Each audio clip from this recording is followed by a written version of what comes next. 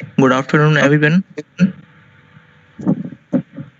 Hello, am I audible? Yes, Rajnish, you are audible. Yeah. So, good afternoon, everyone. Today we have a very special speaker for you, Mr. Karthik Mathur sir. Karthik Mathur sir is an alumni of our college and is currently an instructor and product engineer at Coding Blocks. As a mentor and public speaker, he has guided and trained over 6,000 students over the years. He is skilled in C++, Node.js, data structure, and algorithms. So, further ado, let me hand it over to Karthik sir. Thank you, Rajnish. Uh, okay, so are they allowed to speak or इनको speak मतलब only they can send me messages in chat? Sir, currently they are on mute, but at the end we have Q&A session, so we will unmute them. Okay, okay, ठीक है.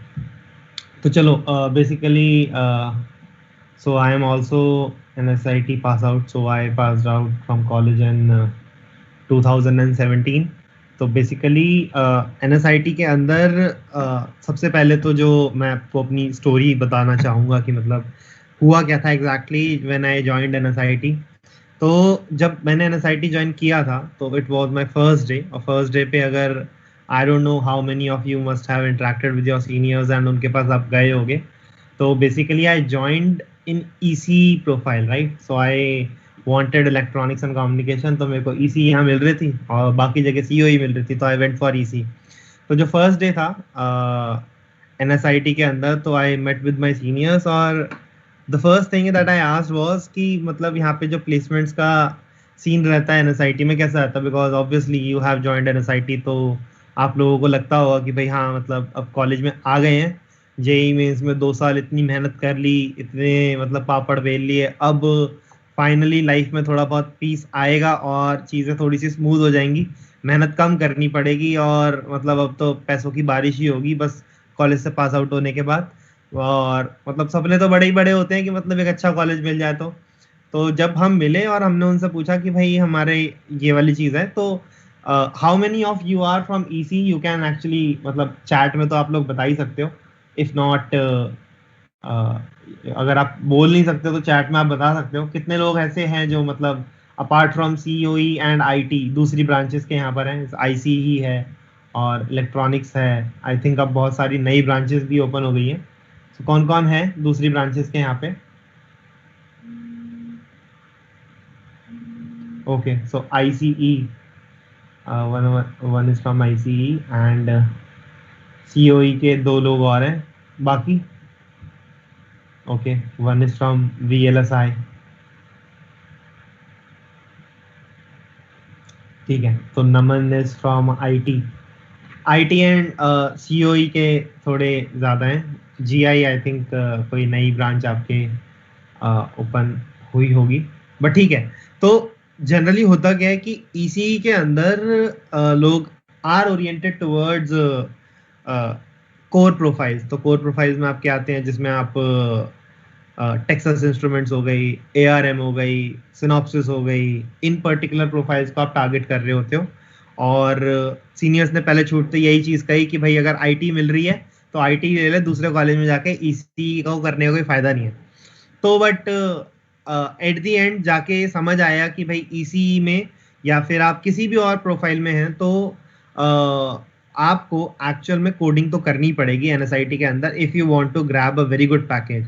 और इसके लिए मतलब अगर आप लोग जानते हो, आपके पास एक भाटिया सर होंगे एंड एक राजेश रावत सर होंगे. तो हम पहले दिन, कॉलेज का फर्स्ट डे चल रहा है, और एक्चुअली मैं और मेरा एक दोस्त जो फर्स्ट डे मिले थे, हम गए उनके पास कि भाई सीनियर्स ऐसे ऐसे कह रहे हैं कि ECE में प्लेसमेंट नहीं होती है, ECE में कुछ भी नहीं होता है, तो मतलब हमारा क्या सीन रहता है इसमें NSIT में प्लेसमेंट का. तो he actually took my papers and he asked me कि मतलब एक काम करो, DTU में एडमिशन हो रखा है? मैंने बोला हाँ हो रखा है. कहते कौन सी ब्रांच मिली है? मैंने बोला COE मिल रही है वहाँ पे. तो कह रहे जाओ DTU में चले जाओ, there is no need to stay here, तो मतलब तुम्हारा यहाँ कुछ नहीं हो पाएगा. तो मतलब अब पहली बार मतलब प्लेसमेंट TNP जो हेड है वो इस तरह से बोल जाता, obviously you would feel odd, right. Then finally उन्होंने बोला नहीं नहीं, मतलब मजाक कर रहा था, कभी तुम सीरियसली लेके यहाँ से छोड़ के भाग जाओ, मतलब पहले तो बड़े सीरियसली कह रहे थे, फिर कहते हैं नहीं नहीं मजाक कर रहा हूँ, कुछ नहीं होता, यू शुड स्टे, एंड ऐसे कोई दिक्कत वाली चीज नहीं है। तो बट मतलब इट्स वेरी इंपॉर्टेंट कि जो ईसीई के हैं, आईसीई के हैं, they should also learn programming. आपको एट द एंड जाके ये रियलाइज होगा कि भाई जो हमारे कोर कंपनीज आती है ना, तो कोर कंपनीज जो अगर कोई टारगेट करना चाह रहा है, तो मेक श्योर ये जरूर करना कि आप जो अपने कॉलेज के अंदर अपनी सीजी रखोगे, वो आप मतलब 85% मतलब ऐसे रखनी पड़ेगी अगर आप कोर कंपनीज को टारगेट कर रहे हो। और या फिर आईसीई की मतलब जो एक कंपनी आती है, कोई I don't remember the name, कोई एक स्पेसिफिकली फॉर आईसीई भी एक कंपनी आती है, still they would demand very high percentage. और ये भी चांसेस है कि परसेंटेज हाई हो तो भी वो ना आपको मतलब प्रेफर करे, ठीक है। तो ये भी मतलब बहुत ज़्यादा ना मतलब दिक्कत वाली चीज़ आपको फेस करनी पड़ सकती है एनएसआईटी के अंदर, अगर आप सिर्फ एक पर्टिकुलर 8-10 कंपनीज जो हैं उनको टारगेट करके चल रहे हो। तो मेरा मतलब इनिशियली मोटिव यही था कि मैं इसी में आया हूँ, तो मेरे को कोर में जाना है, मेरे को आईटी सेक्टर में नहीं जाना। और उस पॉइंट ऑफ व्यू से मैंने अपनी प्रिपरेशन स्टार्ट करी थी, बट बाय साइड थोड़ी बहुत प्रोग्रामिंग भी करते रहता था, उतनी ज़्यादा डेप्थ में नहीं करता था जितनी मतलब सीओई और आईटी वाले करते हैं, बट हाँ मतलब उतनी भी कम भी नहीं करता था। तो एट द एंड जब प्लेसमेंट्स हुई स्टार्ट, तो एक चीज़ समझ आई कि अगर आप सीधे विदाउट गिविंग एनीथिंग मतलब सीधे प्लेस होना चाहते हो, तो एक सी डॉट कंपनी आती है। तो अगर आप ईसी के डिपार्टमेंटल रैंक करो, मतलब आपकी रैंक 1 चल रही है अपने डिपार्टमेंट में, तो that company is going to hire you. C DOT एक गवर्नमेंट ऑर्गेनाइजेशन है एंड वो आपको ले जाती है। बाकी जितनी भी आप ऑर्गेनाइजेशन देखोगे इंटर्नशिप में, दे रिक्वायर कि आप इंटर्नशिप में अगर हायर हो जाते हो तो वो आपको पीपीओ ऑफर करते हैं generally. This is what happens with core profiles, and this is what happens with जो बाकी स्पेसिफिक ब्रांचेस की जितनी भी है ना कैटेगराइजेशन। अगर कोई स्पेसिफिक कंपनीज आती हैं आपके ब्रांचेस के लिए, तो you would face this thing. तो let me just share my screen with you.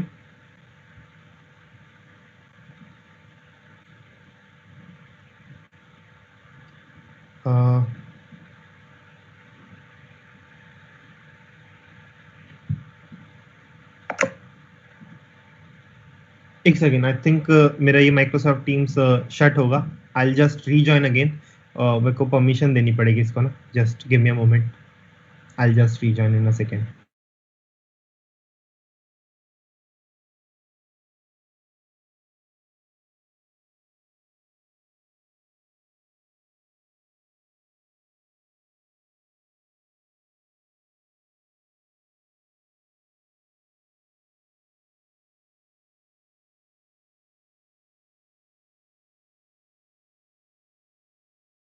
को उन चीज़ों पे फोकस्ड रहना पड़ेगा।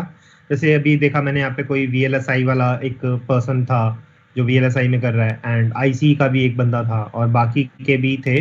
तो हाँ आपको वो चीज़ एक्चुअल में मतलब फेस होगी।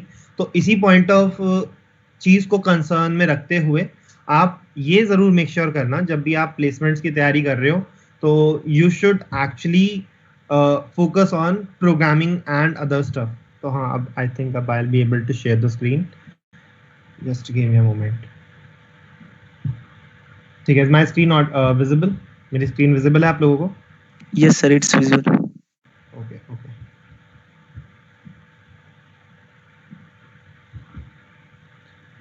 या सो सी जो आपके पास एक एडवांटेज रहती है, मतलब काफ़ी काफ़ी ज़्यादा उस चीज़ से हेल्प होती है एनएसआईटी में, जो मैंने देखा था मतलब प्लेसमेंट के अंदर भी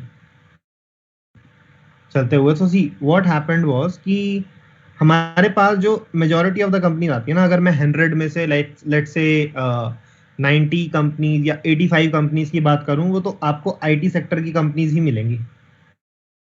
आईटी या सीओई में आप जिसमें भी बोल सकते हो, इसकी कंपनी ज़्यादा मिलेंगी आपको कंपैरेटिवली। और आईटी एंड सीओई के अंदर भी काफ़ी ऐसे लोग होते हैं जो ना इनिशियली बैकग्राउंड उनको मतलब माइट बी फैमिली उतना मतलब इंजीनियरिंग साइड नहीं होती है, या फिर आप बिजनेस फैमिली से आए हो, या फिर आप किसी और फैमिली बैकग्राउंड से बिलोंग करते हो, तो they don't have an idea कि मतलब बेसिकली कॉलेज में जाके हमें क्या करना चाहिए।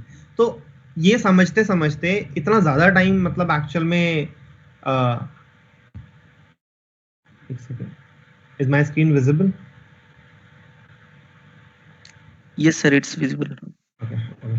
हाँ, तो सबसे ज़्यादा ये होता है कि ये समझ ही नहीं आता जब हम कॉलेज में एंटर करते हैं कि where should we focus on, हमारी प्रायोरिटी क्या होनी चाहिए, हमें किस चीज़ पे ज़्यादा ध्यान देना चाहिए। तो आपको ना इस पूल को तो टारगेट करना ही पड़ेगा अगर आप एक अच्छी प्लेसमेंट के लिए जा रहे हो। मतलब मेरे टाइम पे जो टेक्सास, ARM और ECE की जितनी भी ये वाली कंपनीज आती थी, they used to give a package of somewhere around let's say 16 LPA, मतलब इतना पैकेज ये ऑफर करती थी। बट इनमें जाने के लिए आपको मतलब काफ़ी ज़्यादा एफर्ट्स मारने पड़ते हैं और इनको टारगेट करना इज टफ। इसके लिए आपको अपनी CG भी मतलब 85% 80% अबव रखनी पड़ेगी, कभी बैक नहीं होनी चाहिए, कुछ नहीं होना चाहिए, तब जाके आप इसमें बेसिकली अप्लाई कर पाओगे और आप सिलेक्ट होने के कुछ चांसेस हैं।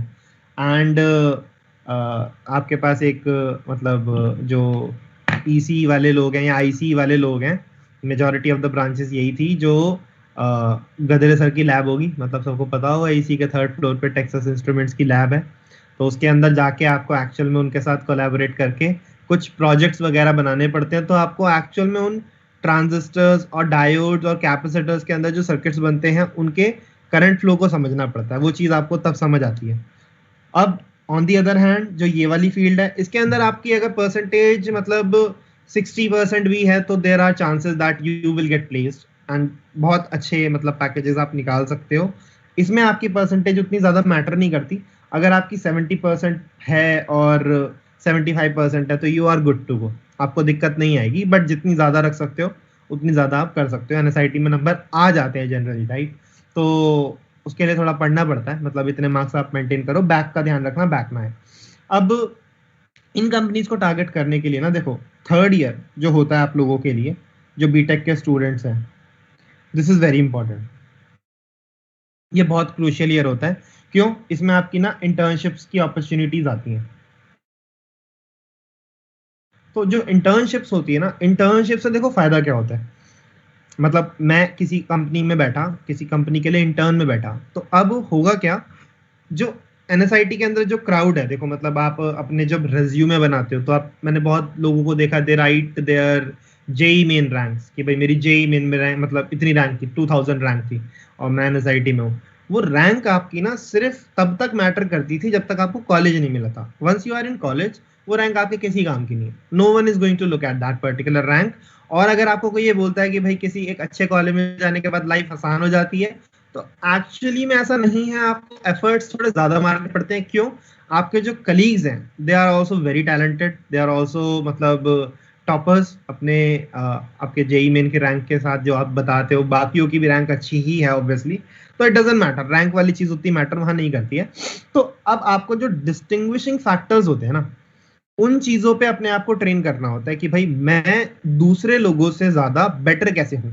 और ऐसा नहीं होता है NSIT जैसे कॉलेज में कि कोई कंपनी आएगी तो मतलब होती हैं थोड़ी कम कंपनीज होती हैं कि बंदा एक ही लेके बंदा जाएगी, दो लेके जाएंगी। मतलब जब मेरे टाइम पे हायरिंग हो रही थी तो Samsung took around like I think 100 students approximately. Samsung का सेंटर कहीं खुला था जस्ट, एंड सैमसंग ने मतलब अराउंड 100 स्टूडेंट्स उठाए थे। तो you would B at a very good place अगर आप इस पर्टिकुलर चीज को अपने माइंड में लेके चलते हो from the starting point on.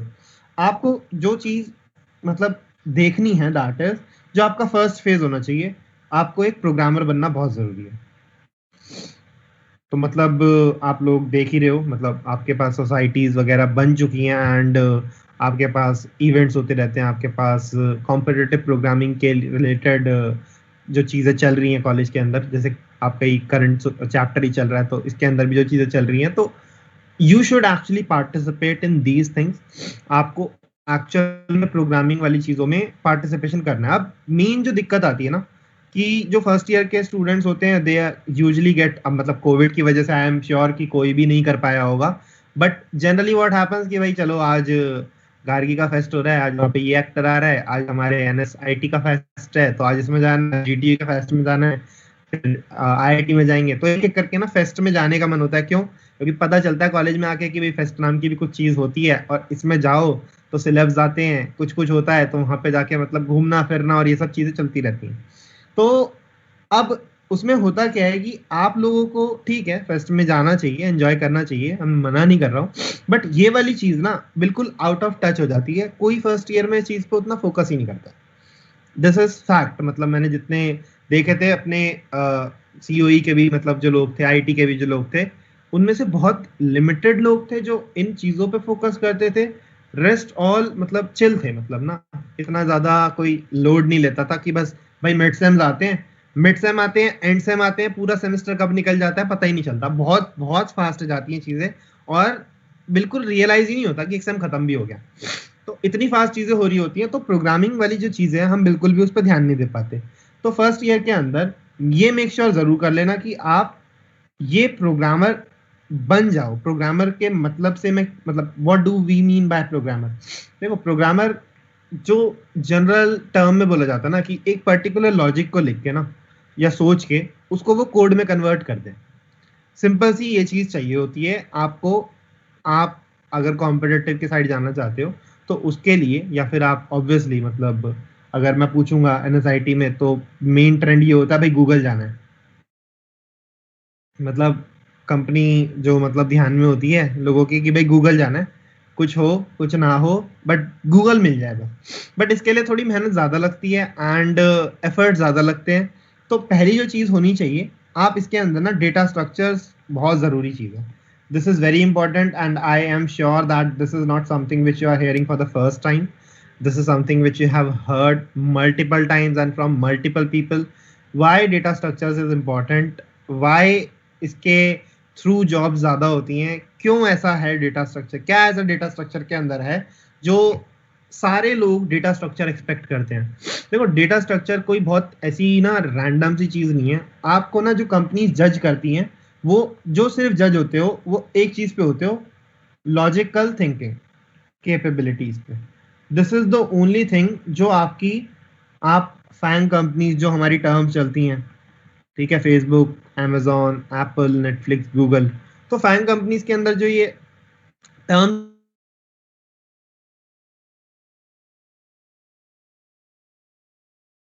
you on anything else, and I am telling you that you will get many opportunities while being in the college, and आपको वो opportunities को grab करना किस तरह से है, कब ग्रैब कर लेना चाहिए, दैट इज वेरी इंपॉर्टेंट कि आप उस पॉइंट ऑफ व्यू को लेके चलो। अब ये लॉजिकल थिंकिंग में ना हम कोई भी प्रॉब्लम दे सकते हैं, मतलब it this problem can be anything.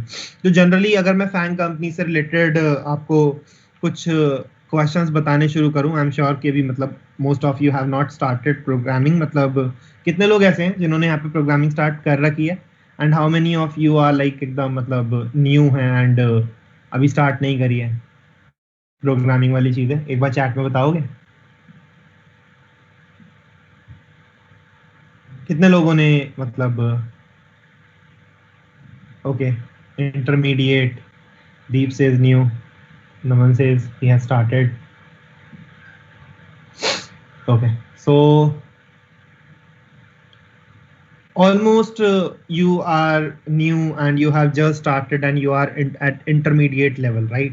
अब देखो ये जो चीज होती है ना डेटा स्ट्रक्चर, ये हेल्प करती है आपको बेसिकली जो भी आप लॉजिक सोचोगे ना माइंड में, उस लॉजिक को प्रोग्रामिंग में कन्वर्ट करने के लिए ये चीज सबसे ज्यादा इंपॉर्टेंट है। इसके बिना आप किसी लॉजिक को कन्वर्ट नहीं कर पाओगे, ये डन चीज होती है। तो that's why data structures are important. अब डेटा स्ट्रक्चर्स के अंदर जो चीजों पे आपको फोकस करना चाहिए, एक एरेज आता है, ठीक है, एक आता है स्टैक, एक आता है क्यू, और जनरली जो एक ओवर कॉन्फिडेंस होता है ना कि मतलब अगर कोई सीओई में आया है या फिर आईटी में आया, किसी भी ब्रांच में आया है और उसके पास 11th-12th में C++ थी, तो एक जनरल ओवर कॉन्फिडेंस होता है कि भाई मैंने 11th-12th में पढ़ा था स्टैक क्यू लिंक लिस्ट तक, तो ये चीजें तो मेरे को आती हैं।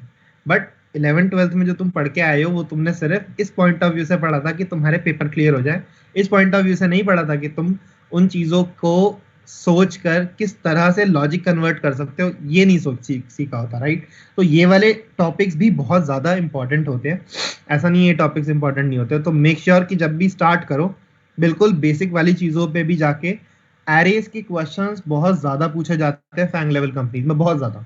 अगर मैं गूगल की बात करूं तो they will be asking you a question on arrays, ये पक्का आता ही आता है, एक क्वेश्चन तो आता है, मतलब आई टेल यू कि अगर आगे चल के एक क्वेश्चन देख भी लेंगे कि किस तरह का जनरली गूगल वगैरह क्वेश्चन पूछ रही होती है।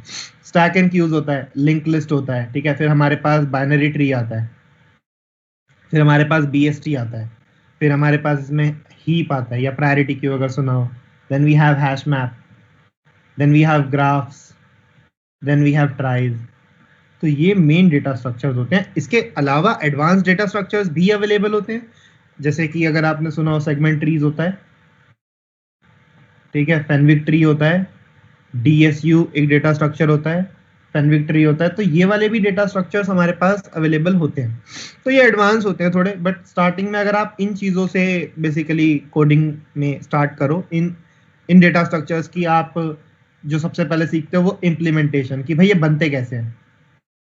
देन सेकेंडली, आप जब इम्प्लीमेंटेशन सीख गए हो, उसके बाद आप कौन सी चीज़ पे फोकस करोगे कि भाई मैंने, ठीक है, मेरे को पता चल गया कि लिंक लिस्ट कैसे बनती है, मेरे को पता चल गया स्टैक कैसे बनता है, बट अब मैं इसका करूं क्या। मेरे को ये तो कोई नहीं पूछेगा ना कभी भी। ये जो आपको जैसे जेई मेंस में होता था ना कि एक टॉपिक पढ़ा है और रोटेशनल मोशन हो गया और ये सब हो गया, आई थिंक मतलब बहुत लोगों को अच्छा नहीं लगता होगा, और केमिस्ट्री तो मोस्ट ऑफ द इंजीनियर्स को उतनी ज़्यादा अच्छी नहीं लगती है।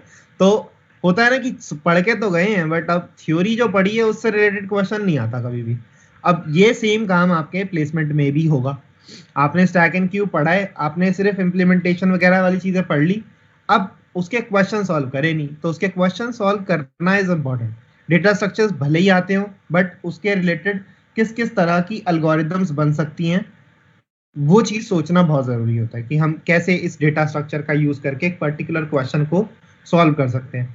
अब जब हम ये वाली चीजों को शुरू करते हैं, हम बहुत अभी बेसिक पे है, बेसिक लेवल पे, उतना ज्यादा एडवांस चीजों पे नहीं गए हैं, तो जनरली इसमें होगा क्या भाई, आपको ना प्रॉब्लम्स आती हैं बहुत ज्यादा कि मतलब मेरे से ये प्रॉब्लम नहीं हो पा रही, मेरे से ये क्वेश्चन नहीं हो पा रहा। And trust me on this thing कि आप जहां पर हो अभी, आप अगर एक अपना फ्रेंड का सर्कल बनाओगे ना कि भाई ये 3-4 लोग हैं जो साथ में मिलकर कोडिंग करते हैं, हॉस्टलर्स हो सकते हैं, तो हॉस्टल में सबसे ज्यादा जो चीज चल रही होती है, एक तो भाई CSGO खिला लो उन्हें, और काउंटर स्ट्राइक चला लो, तो मतलब लैन लगा के प्रॉपर वहां पे प्रोग्राम चल रहा होता है, सारी सारी रात 2-2 3-3 दिन चलते रहते हैं वीकेंड्स पे।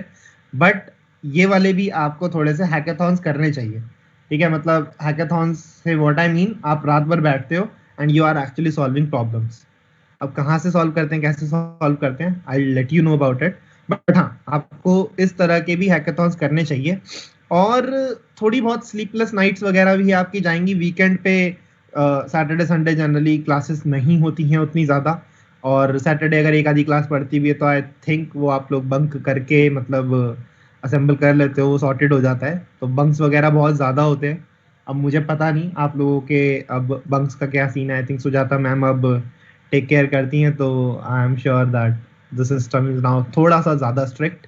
बट मेरे टाइम पर थोड़ा ज़्यादा लीनियंट था, तो अटेंडेंस उतनी मैटर नहीं करती थी। बट हाँ, 50% तक अटेंडेंस चल जाती है विद मेडिकल, ठीक है। तो अब जब आप ये वाली चीज़ें स्टार्ट करोगे ना, तो आपको कॉन्फिडेंस खुद से बिल्डअप होना शुरू होता है। आप लोगों को ना आपस में ये ध्यान रखना पड़ेगा कि अगर मैं कुछ सीख रहा हूँ और वो मैं किसी को बताऊंगा तो उससे मेरा नुकसान नहीं होगा, उससे मेरा फायदा होगा, वो भी मेरे को आगे आके कुछ बताएगा। तो डिस्कशन वाली चीज़ों को ना प्रमोट करना ज़रूरी है। तो अगर जैसे ये सोसाइटी है, इस सोसाइटी के अंदर you will find people those who are like minded. And college में ऐसे भी लोग मिलते हैं जो मतलब सिर्फ मौज मस्ती, सिर्फ बकरपंती और बकैती करते रहते हैं और कुछ नहीं कर रहे होते। और दूसरे वाले जो सीरियस लोग होते हैं, they are very serious. And एक तीसरा लेवल का कैटेगरी भी मिलेगा, those who are extremely competitive, और उन्हें सिर्फ अपने मार्क्स से मतलब होता है। मतलब अगर मिड सेम में होता है ना कि 18 नंबर आए हैं, तो 18.5 करा के आएंगे ताकि वो 19 लगे, क्योंकि वो राउंड ऑफ करके 0.5 बढ़ा देते हैं, ठीक है। तो इस तरह के लोग भी मिलेंगे कि भाई नंबर्स बढ़ाने के लिए आधा आधा करके बढ़वा लेते हैं। तो मेक श्योर कि आप लोग थोड़े लाइक माइंडेड वाले, वो वाली कैटेगरी भी डेंजरस होती है कि मतलब सिर्फ और सिर्फ कॉलेज की पढ़ाई पर फोकस कर रहे हो और उसके अलावा कुछ देख ही नहीं रहे हो। जब प्लेसमेंट्स आती है तो कॉलेज की पढ़ाई से रिलेटेड उतनी चीज़ें नहीं पूछी जाती है आपसे, to be very honest. College की पढ़ाई आपको हेल्प करेगी, बट वो सिर्फ थियोरेटिकल नॉलेज होती है, वहाँ पे प्रैक्टिकल इम्प्लीमेंटेशन आप कुछ नहीं करके देखते हो। आपके कंप्यूटर लैब्स होंगी, आपको लगेगा कि हाँ हम यहाँ पे प्रोग्रामर बना रहे हैं, तो उतना फायदा उससे नहीं होता है, ठीक है। तो मेक श्योर कि आप इन चीज़ों को ध्यान रखो। और जब आप ये कर लेते हो ना एल्गोरिथम्स वाली चीज़ें, तो आप डेटा स्ट्रक्चर्स बना के उसके थोड़े बहुत जो बेसिक लेवल के क्वेश्चंस होते हैं आप उनको सॉल्व करना शुरू कर देते हो। अब इसके बाद आता है आपका मेन प्रैक्टिस वाली चीज़ कि भाई हमें प्रैक्टिस कहाँ से करनी है। तो देखो मतलब ऑब्वियसली ये सोसाइटी कोड शेफ है तो they would be solving questions on code chef.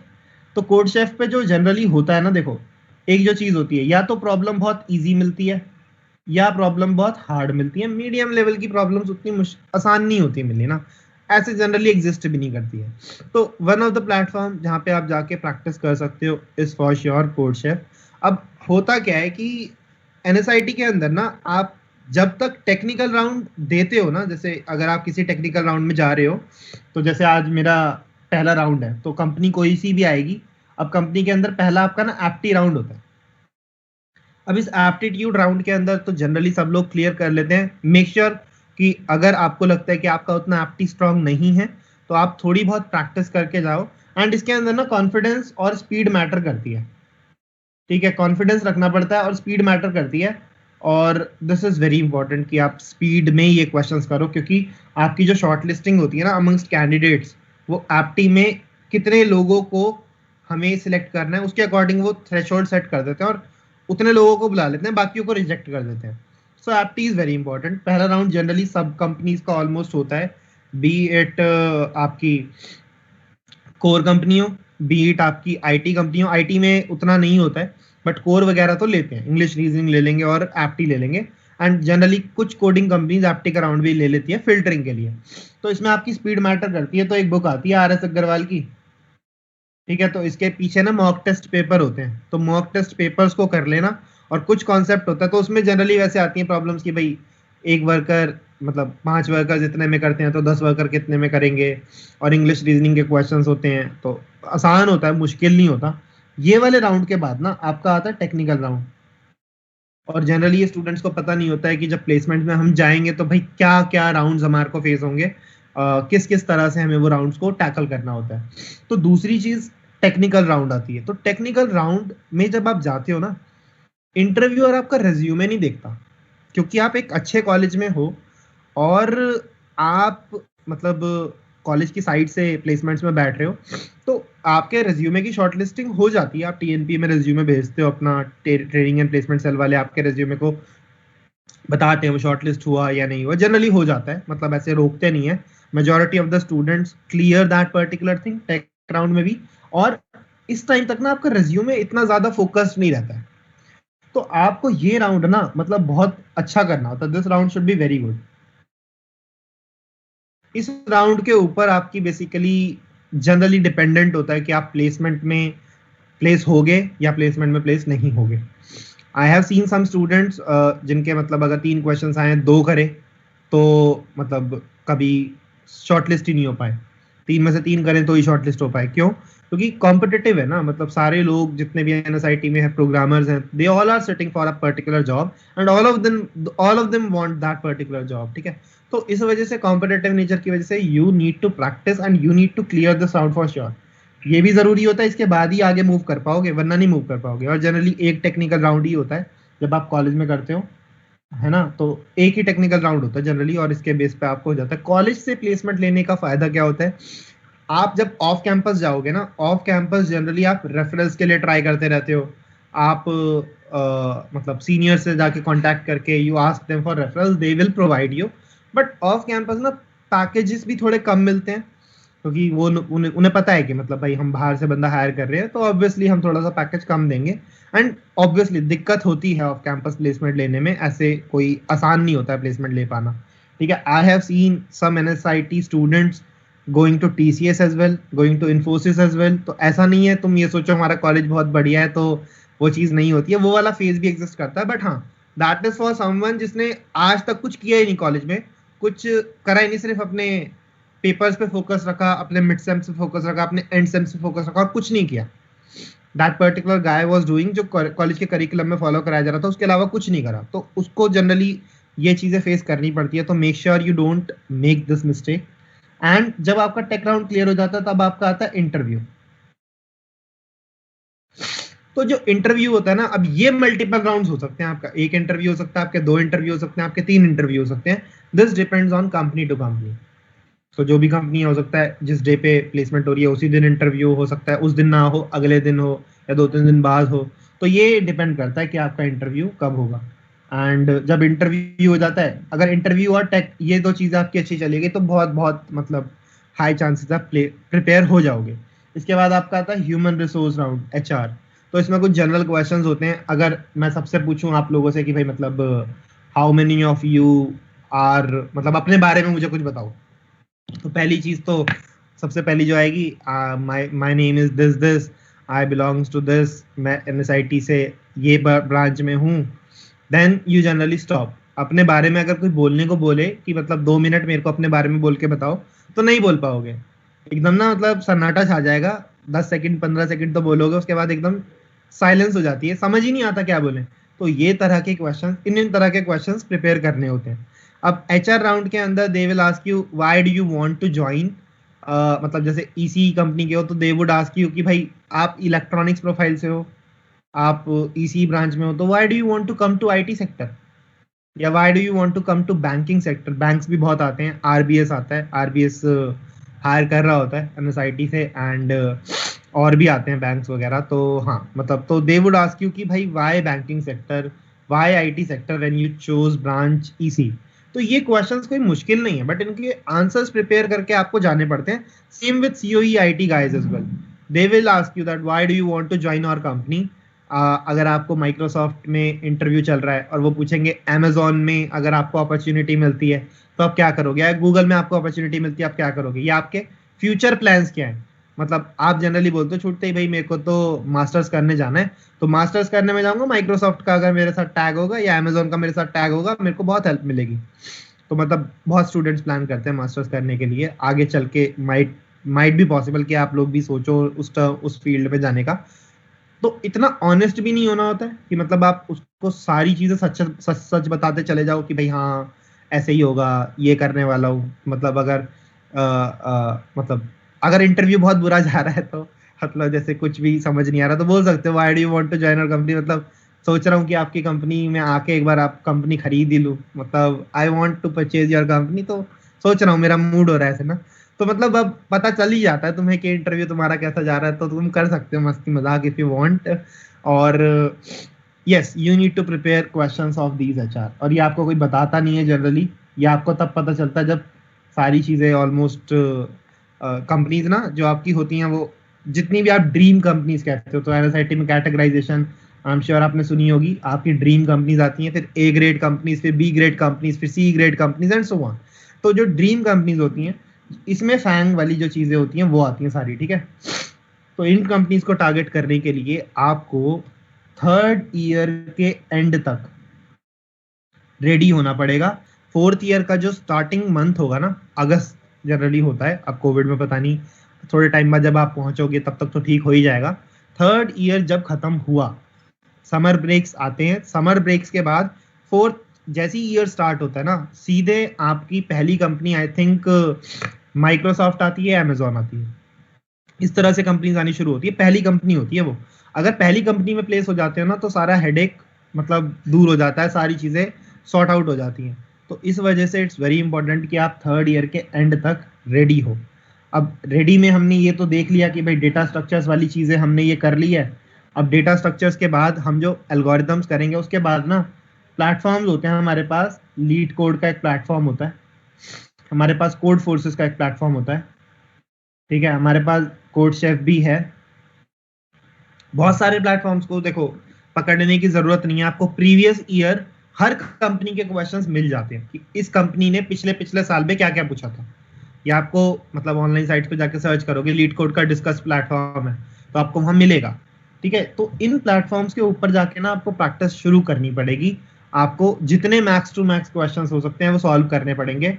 इनके ऊपर ना कॉन्टेस्ट चलते हैं, मतलब every week there are certain contests going on over these particular platforms जिनमें आपको पार्टिसिपेशन करना चाहिए। होता क्या है कि अभी जो जनरली स्टूडेंट्स मिस्टेक करते हैं, भाई मैं लीड कोड पे बैठ के कर रहा हूँ विदाउट एनी टाइम लिमिट, मैंने कोई टाइम लिमिट नहीं लगाई, मैंने प्रैक्टिस करते हुए कुछ माइंड में नहीं रखा, मैंने बस ये सोचा कि मेरे को प्रॉब्लम सॉल्व करने हैं, मैंने 10 क्वेश्चंस करने हैं, आज मैं 10 क्वेश्चंस करूंगा, बस खत्म।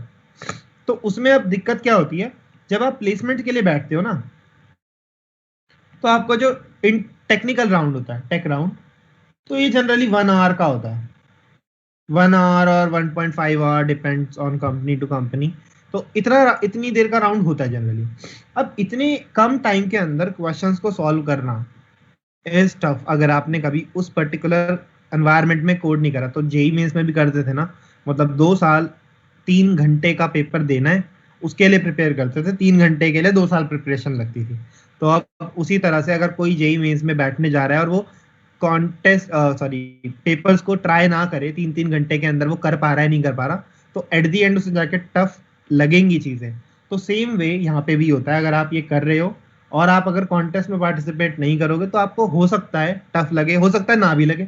कई लोग होते हैं भाई, मतलब सिर्फ बेसिक बेसिक चीजें करी, लीड कोड के क्वेश्चंस करे, बैठे कंपनी में और हो गया। कई होता है जिनका नहीं हो पाता, तो उसमें कोई बुराई वाली चीज नहीं है, प्रैक्टिस करना is important. Code forces and code chef बहुत जरूरी है। मतलब अगर आप गूगल जैसी कंपनी को टारगेट करते हो ना, तो हाँ, मतलब you would need these particular things. आपको ये वाली चीजें अपने प्रोफाइल में ऐड करनी पड़ेंगी। आप इसके जितने क्वेश्चंस कर सकते हो उतने क्वेश्चंस करने पड़ेंगे। इस पर कोई टाइम लिमिट वाली चीज नहीं होती है, इन दोनों पे टाइम लिमिट होती है। इस पर लॉन्ग चैलेंज चलता है, शॉर्ट चैलेंज चलता है, तो शॉर्ट चैलेंजेस दो, लॉन्ग चैलेंज भी दे सकते हो, but that depends. Long challenges में आई थिंक अब बहुत ज्यादा चीटिंग होनी शुरू हो गई है, आपको सॉल्यूशंस मिल जाते हैं, तो उसकी ऑथेंटिसिटी थोड़ी कम हो गई है। बट हाँ, कोड फोर्सेस पे तो मतलब आपके कॉन्टेस्ट शॉर्ट ही होते हैं, और हर हफ्ते कुछ कुछ कॉन्टेस्ट होते रहते हैं, तो आप उसमें जाके प्रैक्टिस कर सकते हो। अभी जैसे बिकॉज यू आर बिगिनर्स, तो कोड फोर्सेस के उतने डेप्थ में अभी चीज़ें समझ नहीं आएंगी कि प्लेटफॉर्म के अंदर क्या होता है, किस तरह से चीज़ें होती हैं। बट या, you should keep in mind कि ये प्लेटफॉर्म्स हैं जिन पर जाके मुझे प्रैक्टिस करनी है, एंड दीज आर समथिंग जो बाकी के लोग एक्चुअल में बहुत ज़्यादा फोकस कर रहे होते हैं, those who are preparing for bank company. ठीक है, अब नेक्स्ट स्टेप ये आता है भाई, देखो मतलब एनएसआईटी में, आई डोंट नो कितने लोगों ने यहाँ पे ओपन सोर्स के बारे में सुना है। आप में से ऐसे कितने लोग हैं those who have heard about open source? सुना है कि ओपन सोर्स कुछ होता है? ओपन सोर्स क्या होता है? कितने लोगों ने उसमें कभी ट्राई कर रखा है? Okay, so yes, you all have heard about open source वाली चीज़ है, राइट? हाँ, तो यस, ओपन सोर्स वाली चीज़ भी है जो आप एक्सप्लोर कर सकते हो। देखो अब ना, जनरली जो स्टूडेंट्स आते हैं, मतलब वो ये पूछ रहे होते हैं कि भाई अब मेरे को एक अच्छी इंटर्नशिप तो मिली नहीं, मतलब बहुत बहुत चांसेस होते हैं कि ना मिले, हो सकता है मिल जाए, हो सकता है ना मिले। ठीक है, तो अब इंटर्नशिप के लिए तुम ट्राई करोगे सेकेंड ईयर के एंड में। जो इंटर्नशिप्स होती है ना, ये कब आती है? जब सेकेंड ईयर खत्म हो जाता है तब। ये परसेंटेज इस पर थोड़ी ज्यादा लगती है। आपकी जो कट ऑफ होती है ना, अगर प्लेसमेंट में आपको बैठने देते हैं लेट से 65% पे, तो आई थिंक इंटर्नशिप में काफ़ी कंपनीज होती हैं जो 75% कट ऑफ रखती है। तो इंटर्नशिप के लिए फिल्ट्रेशन थोड़ी ज़्यादा होती है, और अगर आपकी परसेंटेज इतनी हाई नहीं होती है, जनरली 70% को भी बैठने देते हैं, बट हाँ 75% कट ऑफ का क्राइटेरिया भी होता है।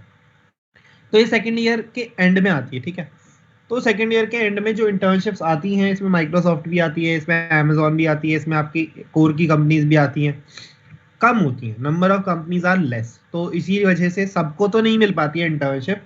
अब जिसको मिल गई इंटर्न, मतलब let's say you have been to Microsoft, you have been to Amazon, तो आप इसमें जब जाते हो, वो होता कब है? आप थर्ड ईयर से फोर्थ ईयर से पहले, या थर्ड ईयर एंड में आपको ये इंटर्नशिप करनी होती है। आप 1 साल बाद इस इंटर्नशिप के लिए जाते हो, बहुत हाई चांस होता है यहाँ पे आपको पीपीओ मिल जाता है, प्री प्लेसमेंट ऑफर। अगर पीपीओ नहीं मिलता ना, तो बहुत कोई नुकसान नहीं होता है।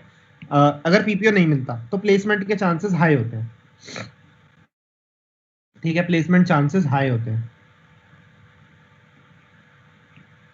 क्यों? दूसरी कंपनीज जो आती हैं, दे वुड वांट कि अगर ये बंदा इंटर्नशिप में सिलेक्ट हुआ था, उन्हें पता होता है जनरल ट्रेंड है ना आपके कॉलेज का, कि इस कॉलेज में अगर इंटर्नशिप में ये बंदा गया था और इसे पीपीओ किसी वजह से नहीं मिल पाया, कॉलेज की साइड से गया था अच्छी कंपनी में, तो ये बंदा अच्छा है, इसको हम हायर कर लेंगे। तो आपको अगर इंटर्नशिप इन कंपनीज में मिली है, तो बहुत हाई चांस होता है कि यू विल गेट सिलेक्टेड। ठीक है, और that's why you should aim for internships. अगर आप एक अच्छी शुरू से ही मतलब एक ना मतलब सेफली खेलना चाहते हो, उतना नहीं चाहते हो कि स्ट्रेस आउट हो प्लेसमेंट्स को लेके, तो इंटर्नशिप के लिए पूरी मेहनत करनी चाहिए। और इस टाइम पे ना बहुत ज़्यादा लोग नहीं करते हैं। क्यों? क्योंकि इस टाइम तक ना बहुत ज़्यादा लोग उतने ज़्यादा प्रोग्रामिंग में इन्वॉल्व नहीं होते हैं। सेकेंड ईयर 2 ही साल तो हुए कॉलेज में आए, उसे पता ही चलता है कि मतलब अगर सेकेंड ईयर या फर्स्ट ईयर के खत्म होने के बाद पता चलता है कि कोडिंग वाली चीज़ है, तो उसे टाइम लग जाता है। जो फर्स्ट ईयर ऑनवर्ड स्टार्ट करता है तो उसके बहुत हाई चांसेस होते हैं कि उसको एक इंटर्नशिप इसमें मिल जाए। सैमसंग भी आती है, सैमसंग भी पीपीओ दे देती है और बहुत लाइफ ना चिल हो जाती है अगर आप उसमें निकाल लो मतलब पीपीओ वाली चीज़ों को। ठीक है, तो दैट डिपेंड्स कि आप किस कंपनी को टारगेट कर रहे हो। तो जैसे होता था कि भाई सैमसंग में पीपीओ मिलने के चांसेस हो रहे हैं, तो रोते थे कि अमेजोन नहीं बैठने देगी, अमेजोन में नहीं बैठने देंगे मुझे, माइक्रोसॉफ्ट में नहीं बैठने देंगे। क्यों? सैमसंग में मुझे मिल जाएगा तो you are blocked from certain companies कि आप इन कंपनीज में आप बैठ ही नहीं सकते हो। तो इसलिए जनरली कंपनीज पीपीओ ऑफर भी कर देती हैं, पहले देती हैं आपको, समर्स में ही आपके पास ऑफर आ जाएगा और बिफोर प्लेसमेंट्स आपका हो जाएगा। बट हाँ, हो जाता है कि जनरली आप जब कॉलेज की पहली कंपनी आती है उसमें बैठ जाते हो। तो ठीक है, ये जनरल सिनेरियो आपको एनएसआईटी में देखने को मिलेगा। ठीक है, तो अब ये वाली चीज अगर हो गई, तो अब अगर इंटर्नशिप नहीं मिलती तो don't go for some unpaid internship. Generally student ये मिस्टेक करते हैं, they start looking for unpaid internships. कोई भी रैंडम इंटर्नशिप कर लेंगे जिसमें कुछ सीखने को तो मिलता नहीं है, और उस इंटर्नशिप को आप रेज्यूमे में लिखते हो ना, वो बहुत डेंजरस होता है। आपने एक अनपेड इंटर्नशिप करी, तो देखो you might not be the first person जो वो इंटर्नशिप करके आया है, ये आपको समझना होगा। ऐसा कभी नहीं होगा कि आप पहले इकलौते ऐसे पर्सन हो जो उस पर्टिकुलर इंटर्नशिप को करके आया, दैट वाज अनपेड इंटर्नशिप। आपके कॉलेज में जो कंपनीज आ रही हैं बहुत स्टार्टिंग से आ रही हैं, उन्हें पता होगा कि कहाँ कहाँ से अनपेड इंटर्नशिप होती है और कौन कौन सी इंटर्नशिप्स एक्चुअल में इस कॉलेज के बच्चे कर रहे होते हैं। और एक चीज सबसे जो मतलब फनी होती है कि आप अपना प्रोजेक्ट लिख के लेके जाते हो रिज्यूमे में, आप अपना रिज्यूमे बनाते हो उसमें प्रोजेक्ट्स ही लिखते हो ना। आई टेल यू अभी रिज्यूमे से रिलेटेड भी क्या दिक्कत आती है। तो आई एम प्रिटी श्योर कि आप कुछ कुछ ऐसे प्रोजेक्ट्स बनाते होंगे जो सारा सीओई डिपार्टमेंट बनाता है, या सारा आईटी डिपार्टमेंट बनाता है, सारा ईसी बनाता है, सब बनाते हैं वो प्रोजेक्ट। एक ऐसा प्रोजेक्ट जरूर होता है। तो उस प्रोजेक्ट को अगर आप रेज्यूमे में लिख के लेके जाते हो और उसके गीत गाने लगते हो कि मैंने ये किया था, मैंने वो किया था, फिर दूसरा बंदा आके भी सेम गाता है, फिर तीसरा बंदा भी आके सेम गाता है, तो पता चल जाता है ये कॉमन प्रोजेक्ट था, ये कॉलेज ने कराया, इस बंदे ने नहीं करा। ठीक है, तो दैट इज वेरी इंपॉर्टेंट। आप ये ध्यान जरूर रखना कि अगर आप किसी प्रोजेक्ट को बना रहे हो टीम में, तो आप स्पेसिफाई कर दो कि भाई इस प्रोजेक्ट के अंदर आपका क्या रोल था, what exactly did you do in that project. और अनपेड इंटर्नशिप को लिखने की कोई एडवांटेज इतनी नहीं होती है, कोई एडवांटेज नहीं होती है। क्यों? क्योंकि इसमें आपको वो सिखाते तो है नहीं कुछ ज्यादा। अब इसमें कुछ सिखाया नहीं, आप लिख देते हो, वो आपसे उसके अंदर कुछ टर्म्स पूछता है, वो आप बता नहीं पाते हो और आप फिर फंस जाते हो। तो इसीलिए रिज्यूमे में कभी कोई ऐसी चीज नहीं होनी चाहिए जिसके बारे में यू आर नॉट कॉन्फिडेंट कि आपको ये हर चीज पता है। वो मरने वाली चीज होती है, वो अपने आप को बर्बाद कराने वाली चीज होती है इंटरव्यूअर के सामने। तो डोंट डू दिस थिंग। इससे बढ़िया क्या होता है, आपको अगर इंटर्न नहीं मिल रही ना, तो अगर आपको कुछ करना ही है तो आप इसके अलावा ना ओपन सोर्स जो आपने अभी मैंने आपको बताया, इसकी तरफ जाओ। आप ये फ्री होता है, इसमें कोई पैसे नहीं मिलते हैं ओपन सोर्स में कंट्रीब्यूशन के। By open source I don't mean G SoC. Open source is not G SoC. Open source is मतलब आपने अगर ऑर्गेनाइजेशंस के नाम सुने हो, मोजिला, तो मोजिला का फायरफॉक्स आता है, वीएलसी मीडिया प्लेयर होता है। तो जो हमारे पास ऑर्गेनाइजेशंस हैं जिनके प्रोडक्ट्स दुनिया भर में यूज होते हैं, VLC media player, Mozilla Firefox, और ये सब सारी दुनिया में यूज होते हैं। तो इन चीजों के अंदर आप एक्चुअल में ये प्रोजेक्ट्स होते हैं, इन प्रोजेक्ट्स के कोड के अंदर आप कंट्रीब्यूट करो। अगर आपको इंटर्नशिप करने का उतना ही क्रेज है तो you should contribute in these things, इससे ज्यादा हेल्प मिलेगी। हाँ, एक होता है कि आपकी एक मैंडेटरी इंटर्नशिप होती है जो आपको दिखानी होती है, तो उसके अंदर आप अगर कहीं अपनी स्किलिफिकेशन करते हो, आप कहीं एनरोल्ड थे, आपने कहीं रैंडम ट्रेनिंग करी, उसमें कुछ आपने इतना खास नहीं सीखा, वो certification generally college point of view से चल जाते हैं। बट उस सिर्फ चीज पर डिपेंडेंट रहना इज रॉन्ग। ओपन सोर्स में जाओ, ओपन सोर्स के अंदर कंट्रीब्यूशन अगर आप करोगे तो इनके जो कोड होते हैं ना, मोजिला का C++ है, तो अगर आप C++ में कोड करते हो तो you can start contribution to Mozilla. और इसके अलावा इसमें इवेंट आता है GSOC, Google summer of code. तो इसके अब जो पैसे हैं, पहले 3 लाख मिलते थे, अब 1 लाख मिलता है 2 महीने की इंटर्नशिप के लिए। नॉट बैड, मतलब पैसों वाली चीज तो होती नहीं है। अगर GSOC क्लियर हो जाए तो गूगल में रेफरल मिल जाता है कि आप गूगल के लिए इंटरव्यू दे सकते हो एक बार, और इसके अंदर अगर आप करते हो तो यू गेट सर्टिफाइड। और ये वाली इंटर्नशिप इज मैंडेटरी, एंड इस पर्टिकुलर चीज को ना कंपनीज वुड गिव प्रेफरेंस। अगर आप एक GSOC में ऑर्गेनाइजेशन के साथ एसोसिएटेड थे तो company will give you preference for this thing.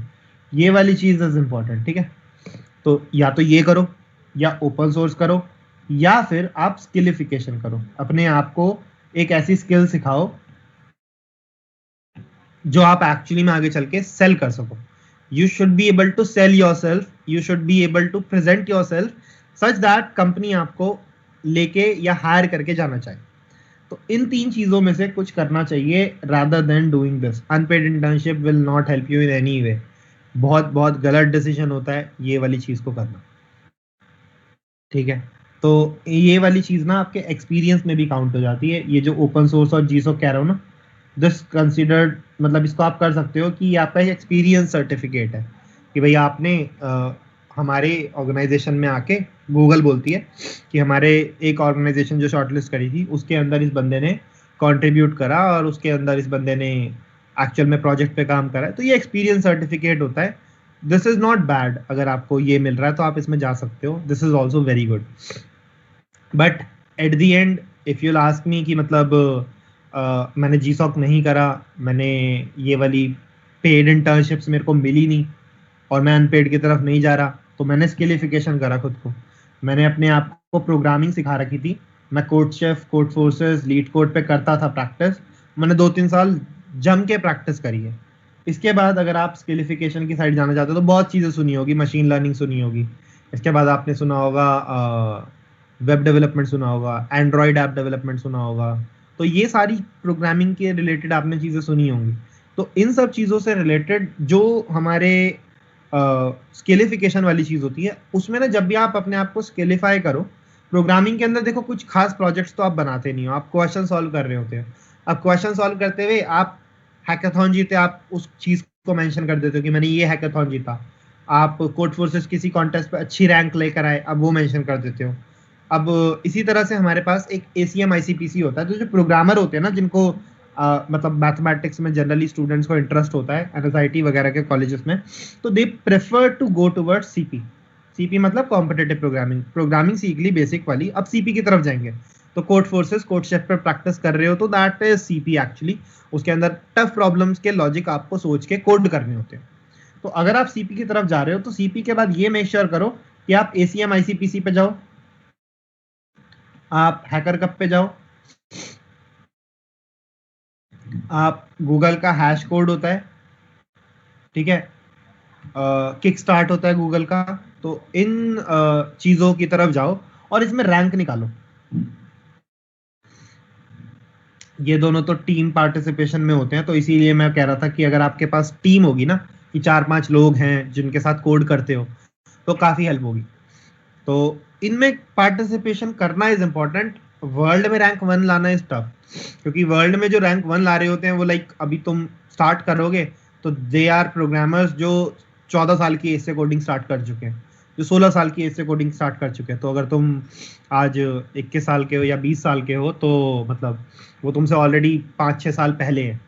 तो हाँ, तुम्हें उतना ज़्यादा तो नहीं हो पाता है, उतना ज़्यादा रैंक 1 लाना इज नॉट ईजी। इम्पॉसिबल भी नहीं है, आई वोंट से कि नहीं आ सकती। तुम में से मतलब कोई एक ही होगा जिसकी रैंक अच्छी आएगी, जो टॉपर होगा इन्हीं कॉलेजेस में से निकलेगा, ठीक है। तो ये चीज जरूरी है कि तुम्हारी रैंक को, अब इस रैंक को तुम लिखोगे ना रिज्यूमे में, वो बहुत ज्यादा हेल्पफुल होगी।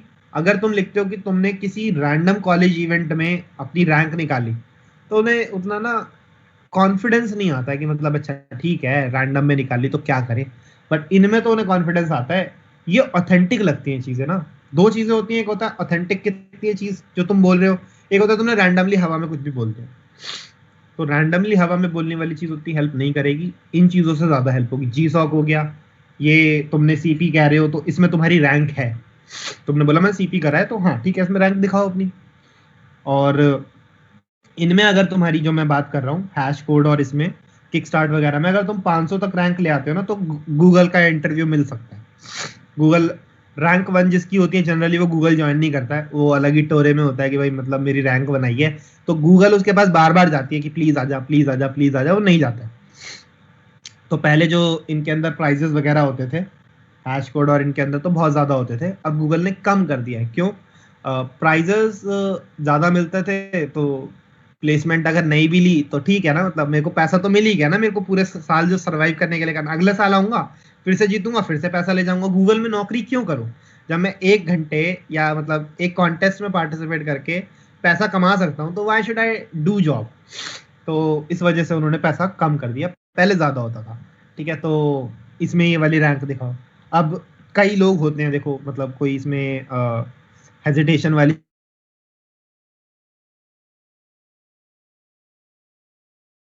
हमारे रोड मैप वाला आज जो बेसिक डिस्कशन था, फैंग के लिए क्या चाहिए? यस, ये चाहिए।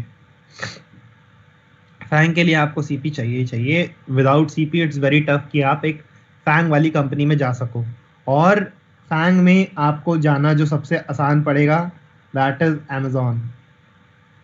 ये आपके कॉलेज में आती ही आती है। गूगल तो खैर कॉलेज स्पेसिफिक नहीं होती है, गूगल आपके कॉलेज में नहीं आती है। फेसबुक आपके कॉलेज में सच नहीं आती है उठ के कि चलो मैं कॉलेज चलती हूँ NSIT और वहां से बंदे उठाती हूँ, नहीं होता। तो फेसबुक में अगर आपको जाना है, गूगल में आपको जाना है, तो इन कंपनी में अगर आप हो ना, और इन कंपनी के बाद अगर आप अप्लाई करोगे गूगल वगैरह में, तो आपको कॉल आ जाती है आसानी से, you get a call. Otherwise call भी नहीं आती है जनरली स्टूडेंट्स को, राइट। तो Amazon में जाना आप लोगों के लिए बहुत आसान है।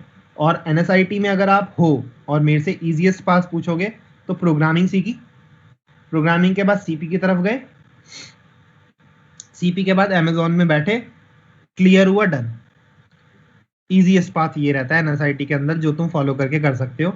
इसके साथ साथ जो तुम ये कर रहे हो, इसके साथ तुमने अपना CGPA अच्छा मेंटेन कर रखा है, मतलब परसेंटेज होती है NSIT में। आई थिंक अब CG स्टार्ट हो गया था या नहीं हुआ, आई एम नॉट श्योर। हो गया होगा तो अच्छी बात है, नहीं हुआ तो कोई मतलब ऐसे खराब चीज नहीं है। परसेंटेज ही मैटर करती है NSIT में, परसेंटेज ही देखते हैं लोग, ठीक है। तो इजीएस्ट पाथ जनरली हमारा ये वाला रहता है कि अगर आप एक फैंग लेवल में जाना चाहते हो। इसके बाद हाँ, ऑफ कैंपस बहुत लोग अप्लाई करते हैं, सीनियर्स होते हैं आपके। अगर आप Amazon में हो तो you would get in touch with seniors of NSIT जो फेसबुक में, you will get in touch with seniors जो गूगल में है, और आप उनको बोल सकते हो कि हमें रेफरल दे दो and you will get a call back. क्योंकि आप Amazon में हो ऑलरेडी तो बहुत हाई चांसेस होते हैं। बट हाँ, अगर वहीं पे मेरे से कोई बोले कि मैं करंटली कॉलेज से पास आउट हो चुका हूँ और मेरे पास कोई जॉब नहीं है और मेरे को अप्लाई करना है, तो बहुत कम चांसेस है कि you will get a call back. देखो, कॉलेज तुम्हें तब तक हेल्प करता है, कॉलेज का नाम, कॉलेज के निकलने के बाद तुम कितने 1 साल तक ठीक है तुम अप्लाई कर रहे हो, हेल्प करेगा। 2 साल बाद ना तुम्हारी डिग्री की ऑथेंटिसिटी ही कम हो जाती है। क्यों? अगर ये बंदा कॉलेज से निकला और 2 साल तक ये कुछ नहीं कर पाया तो that means he is not that good, he was not able to crack even a single company, तो I don't think he is good, ठीक है।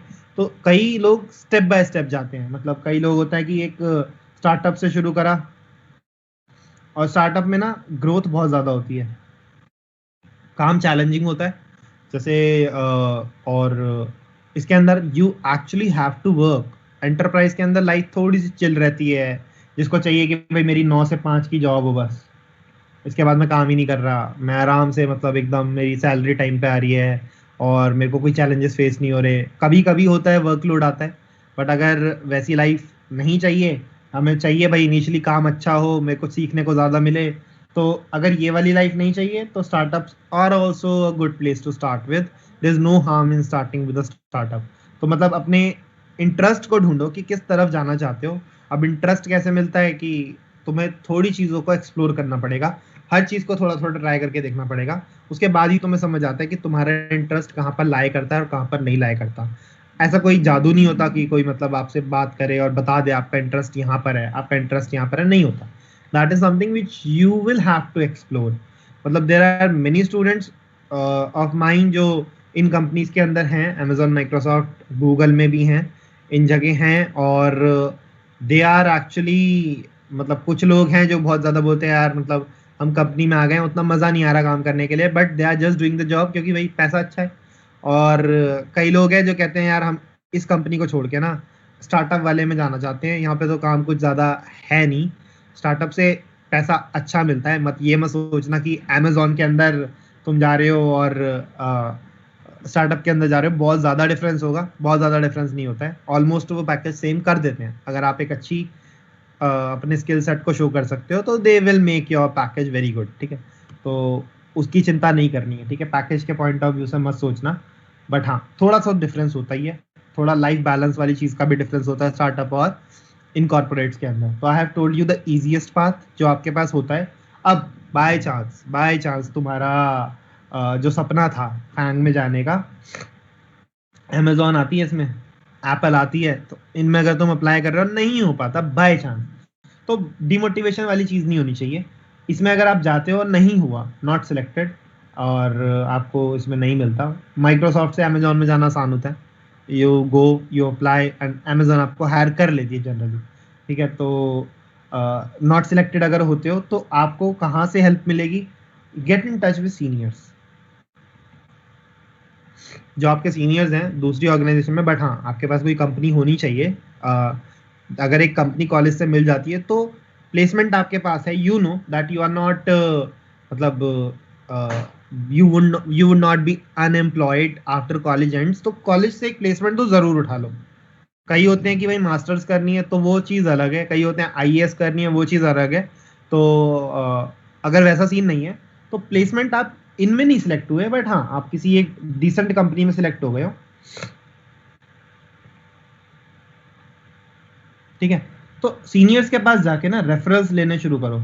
Your seniors would help you too, would love you to help you out, they would love to give you referrals. तो इस वजह से seniors के साथ touch में रहना थोड़ा ज़रूरी होता है कि वो तुम्हें रेफरल्स में हेल्प कर देते हैं, वो तुम्हें गाइड कर देते हैं, उन्हें तुम्हारे कॉलेज के इंटरनली कैसी चीज़ चलती है, क्या चीज़ चलती है वो पता होता है।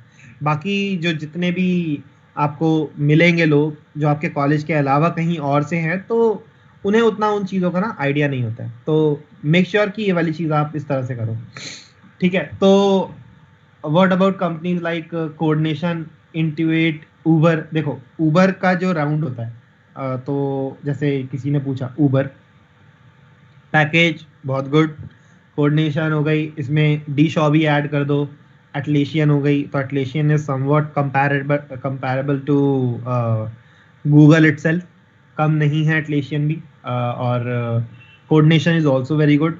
तो देखो अब इन कंपनीज में अगर आप जाते हो ना, कोऑर्डिनेशन हो गई, उबर हो गई, और sprinkler is also very good, ठीक है। तो अगर इन कंपनीज में आपको अपॉर्चुनिटी मिलती है, go for it. So I have one friend who initially went to Sprinkler, and then he went for some other organization. I am not remembering the name. Then उसने Google में switch मारा. So he went like from Sprinkler to Google in around I think 1.5 year or something. इस तरह से उसने कर लिया। तो इसी वजह से मैं कह रहा हूँ कि कभी जो तुम एम सोचे बैठे हो गूगल में जाने का, तो इट्स नॉट कि गूगल फर्स्ट कंपनी हो, थर्ड कंपनी भी गूगल हो सकती है, ठीक है। और ये जो उबर और कोऑर्डिनेशन वाली चीज है, उबर का टेस्ट टफ होता है, मतलब एक्चुअल में आई वुड नॉट लाई, इसका टेस्ट टफ होता है। They would ask you certain questions जो बाकी की कंपनीज उतना नहीं पूछती है, ठीक है। तो this test is tough. Coordination भी ठीक है, you would be able to clear it, path same है जो मैंने आपको ये बताया ना, दिस इज द पाथ जो मैंने जनरल ट्रेंड देखा है। अगर मैं बताऊं कि जो मेरा स्टूडेंट डी शॉ में है, तो उसने क्या करा था, प्रोग्रामिंग, तो I write programming by P and then CP. तो उसने ये जो चीजें थी ना, ये मतलब अपने 2 साल तक करी थी। अब 2 साल के बाद उसको पता है इंटर्नशिप में मेरे से सिर्फ और सिर्फ कोडिंग का राउंड होगा, मेरा और कोई राउंड नहीं होगा इंटर्न में, उसे पता था, मतलब ये होता है। आपके जब सेकेंड ईयर खत्म होता है, इंटर्न आती है ना, तो कोडिंग ही पूछते हैं, वो नहीं पूछते बाकी की चीजें आपसे ना। सेकेंड ईयर के बच्चे से कोई क्या एक्सपेक्ट करेगा कि उसे डेवलपमेंट आती हो, उसे अपने कंपनी के प्रोजेक्ट्स में काम करना आता हो? नहीं, वो आपकी लॉजिकल थिंकिंग के बेसिस पे ही जज करते हैं। यहाँ पे आपका लॉजिक ही देखा जाता है कि लॉजिक कितनी अच्छी है आपकी बिल्ड करने की। अब जब सीपी वाली चीज हो गई ना, उसको इंटर्न मिल गई, तो अब ही नोज कि ही से वो एक जगह जाएगा, वो जगह काम करेगा। इधर उसने सीखी वेब। अब वेब सीखने के बाद यहाँ पे जब तुम्हारे पास ये मैं थर्ड ईयर एंड की बात कर रहा हूँ, this is third year and, यहाँ पे तुम्हारी इंटर्न स्टार्ट होती है। इंटर्न स्टार्ट होके तुम्हारी इंटर्न खत्म होके प्लेसमेंट स्टार्ट होती है। तो प्लेसमेंट के अंदर ये जो तुम्हारी यहाँ पे इंटर्नशिप हुई थी, अगर ये एक अच्छी कंपनी में तो ये हेल्प करती है, for no doubt this helps, but it's not mandatory कि अगर नहीं है तो दिक्कत होगी, क्योंकि उन्हें पता होता है कि भाई कंपनीज कॉलेज में कम आती हैं और इंटर्नशिप में कंपटीशन ज्यादा होता है। अगर ये बंदा इंटर्नशिप में सिलेक्ट नहीं हुआ तो कोई ऐसी हार्म वाली चीज नहीं है। अब वेब करते हुए ये वाला जो टाइम होगा, तुम वेब डेवलपमेंट सीख रहे हो, नई वाली चीज सीख रहे हो, तुम सीपी नहीं छोड़ सकते। You need to focus on CP. And correct me if I am wrong, जो एनएसआईटी का जनरल ट्रेंड होता है ना, आपकी क्लासेस आई थिंक कभी 10 AM से स्टार्ट होती है, कभी 9 भी होती है। मेरी एक सुबह 9 बजे होती थी, I remember, I was a day scholar, और मेरे को सुबह सुबह भागना पड़ता था, और 9 बजे की क्लास होती थी। गदरे सर की होती थी 9 बजे सुबह क्लास, वो साइकिल पे आते हैं तो कॉलेज के पास ही रहते हैं, तो आई थिंक वो जल्दी करा लेते हैं क्लास को। तो जो सुबह 10 बजे की हमारी ये क्लास होती है, और 10 से लेके आई थिंक जनरली आप 5:30 तक फ्री हो जाते हो, यही होता है। 5:30 PM तक आपका होता है। 6:30 बजे तक कभी कभी एक लैब होती है, ईडी वगैरह की चली जाती थी, या किसी आपकी वो अगर फर्स्ट सेम में हो तो वो, मतलब वो जो वेल्डिंग वाली है, मुझे नाम याद नहीं आ रहा कौन सी है वो, क्या बोलते थे उसको, वो वाला एक सब्जेक्ट था, तो वो 6:30 बजे तक जाती थी। ऐसे ही होता है, जनरल ट्रेंड यही रहता है नहीं, या इसके अलावा कुछ और है? बताओ।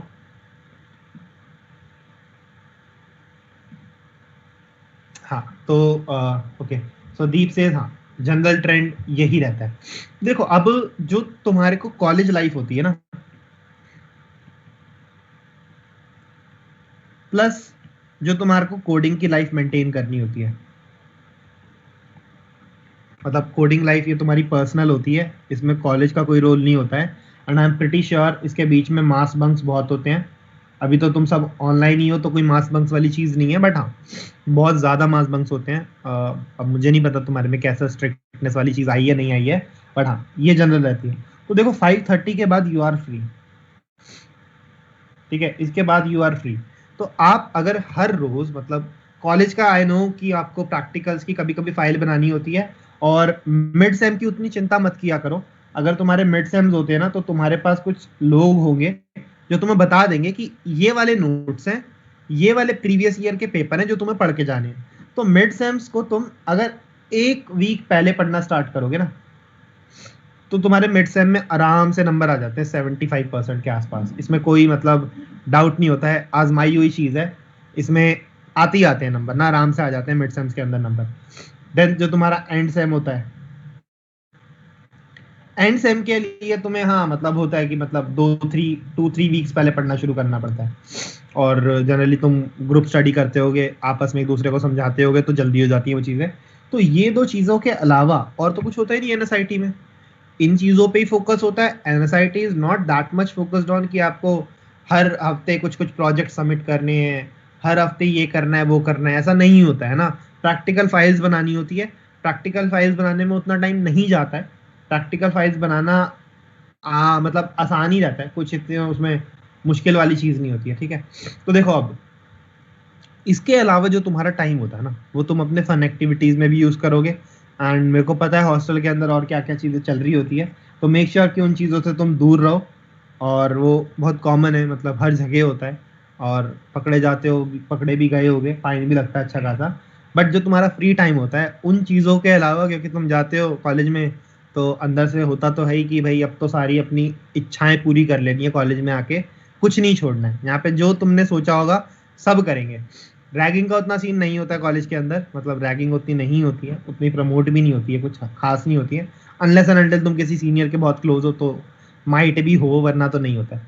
ठीक है, तो अब जो तुम्हारी ये कोडिंग की लाइफ होती है ना, ये तुम समझ लो कि भाई मतलब अगर तुम 5:30 बजे फ्री हो रहे हो तो तुम आधा एक घंटा, मतलब अगर हॉस्टलर हो तो जाओगे मेस में जाके खाना वाना खाते हो और तुम 7 बजे तक कंफर्टेबली फ्री हो जाते हो। ठीक है, तो 7 बजे तुम फ्री होते हो जनरली। डेज की इसको दिक्कत होती है, डेज की 7 बजे घर पहुंचेगा। जो हॉस्टलर 7 बजे फ्री हो जाते हैं, डेज की 7 बजे घर पहुंचता है या 7:30 बजे घर पहुंचता है। अगर वो कॉलेज में बैठ के कैंटीन में कुछ खा पी ले तो और देर लग जाती है, 7:30 8 बज जाते हैं। तो मेरे साथ जनरली यही होता था, मतलब 7:30 8 बजे तक घर पहुंचते थे। अब मेन ये होता है कि भाई तुम लोग जो स्टार्ट करते हो, इसके बाद जो जो हॉस्टलर है, they can start from 7 and they can study till 10 10:30। अब बहुत बहुत मतलब ना जो कॉमन सी चीज होती है, मतलब तुम लोगों का जो डिस्ट्रैक्शन लेवल होता है वो बहुत ज्यादा होता है कॉलेज के अंदर ना। तुम देखते हो भाई, मतलब आज ये मतलब गर्लफ्रेंड बना रहा है, आज वो गर्लफ्रेंड बनाना है, और हमारी नहीं बन रही है, तो तुम ट्राई करते रहते हो, होना कुछ होता नहीं है। तो उन चीजों से थोड़ा दूर रहना, कोई फायदा नहीं होगा अगर बहुत ज्यादा उन चीजों में इन्वॉल्व हो, तो don't don't do that things. और जो ये तुम्हारी 7 बजे के बाद की चीज होती है ना, इसमें तुम प्रैक्टिस करनी शुरू करो अपनी कोडिंग वाली। मतलब आई वोंट से कि मतलब फर्स्ट ईयर के स्टूडेंट को 5 5 6 6 घंटे करना चाहिए, मतलब कोई फायदा नहीं है। तुम अगर इसमें कोडिंग वाली चीजें और सीरियसली कर रहे हो, मतलब एक होता है कोडिंग करना, एक होता है कोडिंग को देखना। तुम बैठे हो छत घूर रहे हो कि हाँ चलो अब ये करते हैं, व्हाट्सएप कर रहे हो, सारी चीजें कर रहे हो, बट कोडिंग नहीं कर रहे हो, तो you should stay away from the mobile और बाकी की जो चीजें होती हैं उनसे दूर रहो थोड़े टाइम के लिए। एटलीस्ट 3 आवर्स तो तुम स्टार्ट करो, 3 आवर्स तो तुम डिवोट कर ही सकते हो। हॉस्टल में कोई 10 बजे तो सोता नहीं है, सब 12 1 बजे 1:30 2 बजे सोते हैं। कॉलेज लाइफ ऐसी होती है, 1:30 2 2:30 बजे तुम सो रहे होते जनरली, और सुबह तुम उठ जाते हो आराम से। तो डेली के 3 घंटे तो डिवोट करो। 3 घंटे अगर तुम स्टार्टिंग से डिवोट करके पढ़ना शुरू करोगे तो एट दी एंड बहुत बहुत अच्छी जॉब तुम्हें मिल जाएगी, कोई ऐसे दिक्कत नहीं आएगी। कॉलेज का नाम जो तुम्हारे साथ जुड़ेगा वो लाइफ लॉन्ग तक रहेगा। एंड बिलीव मी दिस, मतलब ये ट्रुथ है कि ये कॉलेज का जो तुम्हारे साथ NSUT हो गया है, ये तुम्हें किसी भी कंपनी तक लेके जा सकता है। तुम्हें कभी कोई दिक्कत नहीं आएगी किसी भी कंपनी के इंटरव्यू तक जाने तक। तुम्हें जो कॉलेज का तुम्हारा नाम है हर इंटरव्यू पे ले जाएगा, एवरी इंटरव्यू। अब ये इंटरव्यू क्लियर कैसे करना है ये तुम्हारे हाथ में होता है, तुम्हें और कुछ नहीं चाहिए। तुम फेसबुक में बोलोगे तुम्हें फेसबुक में चांस मिलेगा, तुम गूगल में बोलोगे तुम्हें गूगल में चांस मिलेगा, तुम अमेजोन में बोलोगे तुम्हें अमेजोन में चांस मिलेगा। तुम जिस कंपनी को सोच सकते हो ना, जो इस वर्ल्ड की सबसे बड़ी कंपनी है, हर कंपनी तुम्हें चांस देगी just because of the college name. But college का नाम तुम्हारा इंटरव्यू क्लियर नहीं करा सकता। तो कॉलेज का नाम जो है वो तुम्हें लेके जा सकता है, बट ये जो चीज है ये क्लियर करना तुम्हारी रिस्पॉन्सिबिलिटी होती है। अब इसके लिए अब तुम डेली के 3 घंटे कब निकालना चाहते हो, कैसे निकालना चाहते हो? रात को कोई 10 से 2 बजे तक कोड करता है, कोई 7 बजे से लेके 10 बजे तक कोड करता है, तो या 7 से लेके लेट नाइट तक कोड नहीं करते हैं, मतलब 7 से 11 12 बजे तक करा, फिर रात को तुम्हारे गेमिंग सेशन होता है, आपस में लैन वगैरह कनेक्ट करके तुम गेम्स वगैरह खेलते हो। This is on you. अब कई लोग होते हैं जो तुम्हें बताएंगे नहीं कि वो ये कर रहे हैं, और तुम्हारे सामने रहेंगे कि हाँ हम नहीं करते, बट लिमिटेड लोग होते हैं। बाकी के लोग तुम्हें सारी चीजें मतलब डिस्कस कर लेते हैं, बता देते हैं, ऐसा नहीं रहता। बट हाँ थोड़े होते हैं जो नहीं बताते, उन्हें लगता है कि हमारे जो चीजें हैं उस पर नजर लग जाएगी, तो we should not disclose this thing. And I know because ऐसे लोग मेरे साथ थे। ठीक है, तो अगर प्रैक्टिकल फाइल भी बनती है ना, तो उसमें भी ये होता है कि हम प्रैक्टिकल फाइल भी शेयर नहीं करेंगे, मैंने बनाई है तो मेरे पास रहेगी। तो ठीक है, तो उन थोड़े लोगों से अगर तुम दूर रहना चाहो तो अच्छा है। जो लोग तुम्हारी हेल्प करते हैं, जो तुम्हें डिस्कस करते हैं चीजें, उनके साथ रहो और उन्हें तुम भी चीजों को बताओ। ठीक है, तो ये चीज क्लियर करना इज इम्पोर्टेंट। एंड इसके अंदर तुम्हारे से कॉलेज के अंदर तो सिर्फ प्रोग्रामिंग ही पूछी जाती है, आउटसाइड कॉलेज भी सिर्फ प्रोग्रामिंग ही होती है, मतलब ऐसा कुछ अपार्ट फ्रॉम प्रोग्रामिंग नहीं पूछा जाता है। प्रोग्रामिंग एंड CP तुम्हारा मेन टारगेट इसके अंदर रहता है। ठीक है, तो दिस इज ऑन यू कि तुम अपना इंटरव्यू देके अप्रूवल लेते हो या रिजेक्शन लेते हो। And in NSIT college life maintain करना एंड अपनी कोडिंग वाली चीज़ों को मेंटेन करना इज क्वाइट ईजी। मतलब अगर मैं तुम्हें बोलूंगा कि तुम्हें आज मतलब पहले तो होता था गेम ऑफ थ्रोन्स आता था, तो गेम ऑफ थ्रोन्स का अगर आज एपिसोड आया तो आज ही देखा जाएगा, चाहे दुनिया इधर की उधर हो जाए। तो अभी भी कोई ऐसी टीवी सीरीज चलती होगी जिसको तुम एक्सप्लोर करते होगे। कोविड में तुम जा नहीं पाए हो तो इसलिए उतना घुल मिल नहीं पाए होगे कॉलेज के एनवायरनमेंट में, बट हाँ जब जाओगे तो ये होगा। तो मेक श्योर कि अपनी कॉलेज लाइफ और इसको तुम कोडिंग वाली चीज़ों को साथ में मेंटेन करो। घूमो फिरो, मतलब नाचो गाओ, सारे फेस्टिवल्स में जाओ, सब करो, सब करना ज़रूरी है, बट ये वाली चीज़ें करना इज इम्पोर्टेंट है ना। मतलब we have also been to other colleges fest, DU के फेस्ट में मैं भी जाता था, मैं DTU के फेस्ट वगैरह में भी गया हूँ, मैं मतलब जो तुम फेस्ट हो सकते हो मैं हर एक में गया हूँ। एंड मैंने कोडिंग वाली चीज़ों को स्टार्ट करा था, मैंने EC कोर की तरफ ज़्यादा फोकस रहा था। तो पहले मैं EC ब्रांच से था जब, तो I wanted to go into core. पता तो नहीं होता ना कि क्या होगा कंपनी के अंदर जाके, कैसे होगा क्या होगा, तो मेरे को कोर कंपनी मिल गई थी। I used to do FPGA and other things, तो मतलब इसराइल के प्रोजेक्ट्स वगैरह पे मैं काम करता था। तो बट उसमें ना मैं मतलब वो मज़ा नहीं आया, तो आई डिसाइडेड कि भाई मेरे को जिस चीज़ में मज़ा आता है स्विच मारते हैं। एंड मैं IT सेक्टर की तरफ फिर फाइनली आ गया। And right now I am eight coding blocks, ठीक है। तो currently I am academics head at coding blocks. तो जो अकेड्स की जितनी भी चीज़ें होती है कोडिंग ब्लॉक्स के अंदर, और जो भी हमारे कोडिंग ब्लॉक्स के अंदर प्रोसेसेस होते हैं जैसे चलते हैं, तो आई एम द पर्सन जो उन चीज़ों को देख रहा होता है। तो I look after these things, ठीक है। तो यू कैन फील फ्री, मतलब you can feel free to talk to me, you can feel free to discuss anything with me, since you are my juniors. I think बहुत senior हूँ मैं तुम्हें, मतलब इतना भी नहीं, 2017 का पास आउट हूँ, तुमसे 4-5 साल पहले का। तो I share my number with you, 9560196180। तो you can text me in case you want anything. And कोई दिक्कत आती है कभी, कोई मतलब कंफ्यूजन होती है माइंड में कि क्या चीज़ हो रही है, तो you can call and you can ask. अब मैं एक बार थोड़ी चैट भी देख लेता हूँ, कुछ लोगों के डाउट्स थे। Can you please give idea for R&D companies for COE students. देखो R&D मतलब सैमसंग का होता है, मतलब सैमसंग वाली चीज़ें हायर कर रही होती है। मतलब what exactly do you mean by R&D companies, like research वाली चीज़ों के अंदर तुम जाना चाहते हो, उन चीज़ों से रिलेटेड कह रहे हो? तो मतलब सैमसंग का रिसर्च डिपार्टमेंट होता है, हर एक का रिसर्च डिपार्टमेंट होता है। आपके जो प्रोफाइल्स हायर होते हैं ना, सैमसंग आई थिंक R&D करके हायर करता है बैंगलोर के लिए।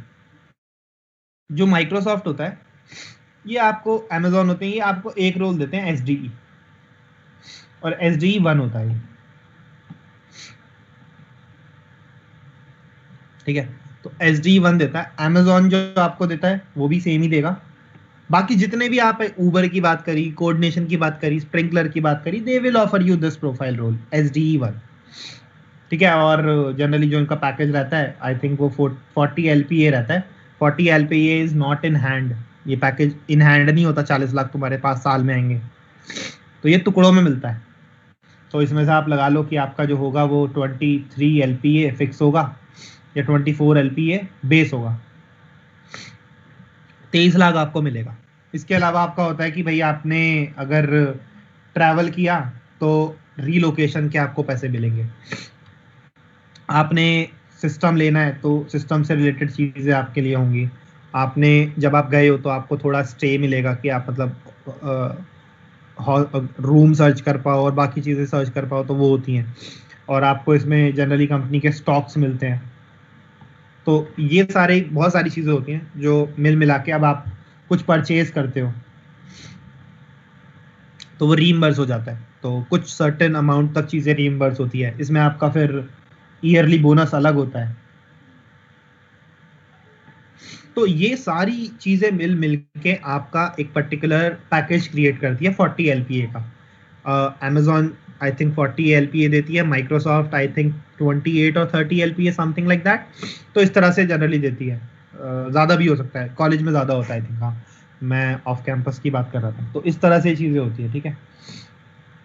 आई am from electrical engineering branch, what are the chances. हाँ, तो इलेक्ट्रिकल इंजीनियरिंग मेरे टाइम तो नहीं थी, but since I am from ECE तो मैं ये बता देता हूँ, सारी कंपनीज में तुम बैठना अलाउ किए जाओगे।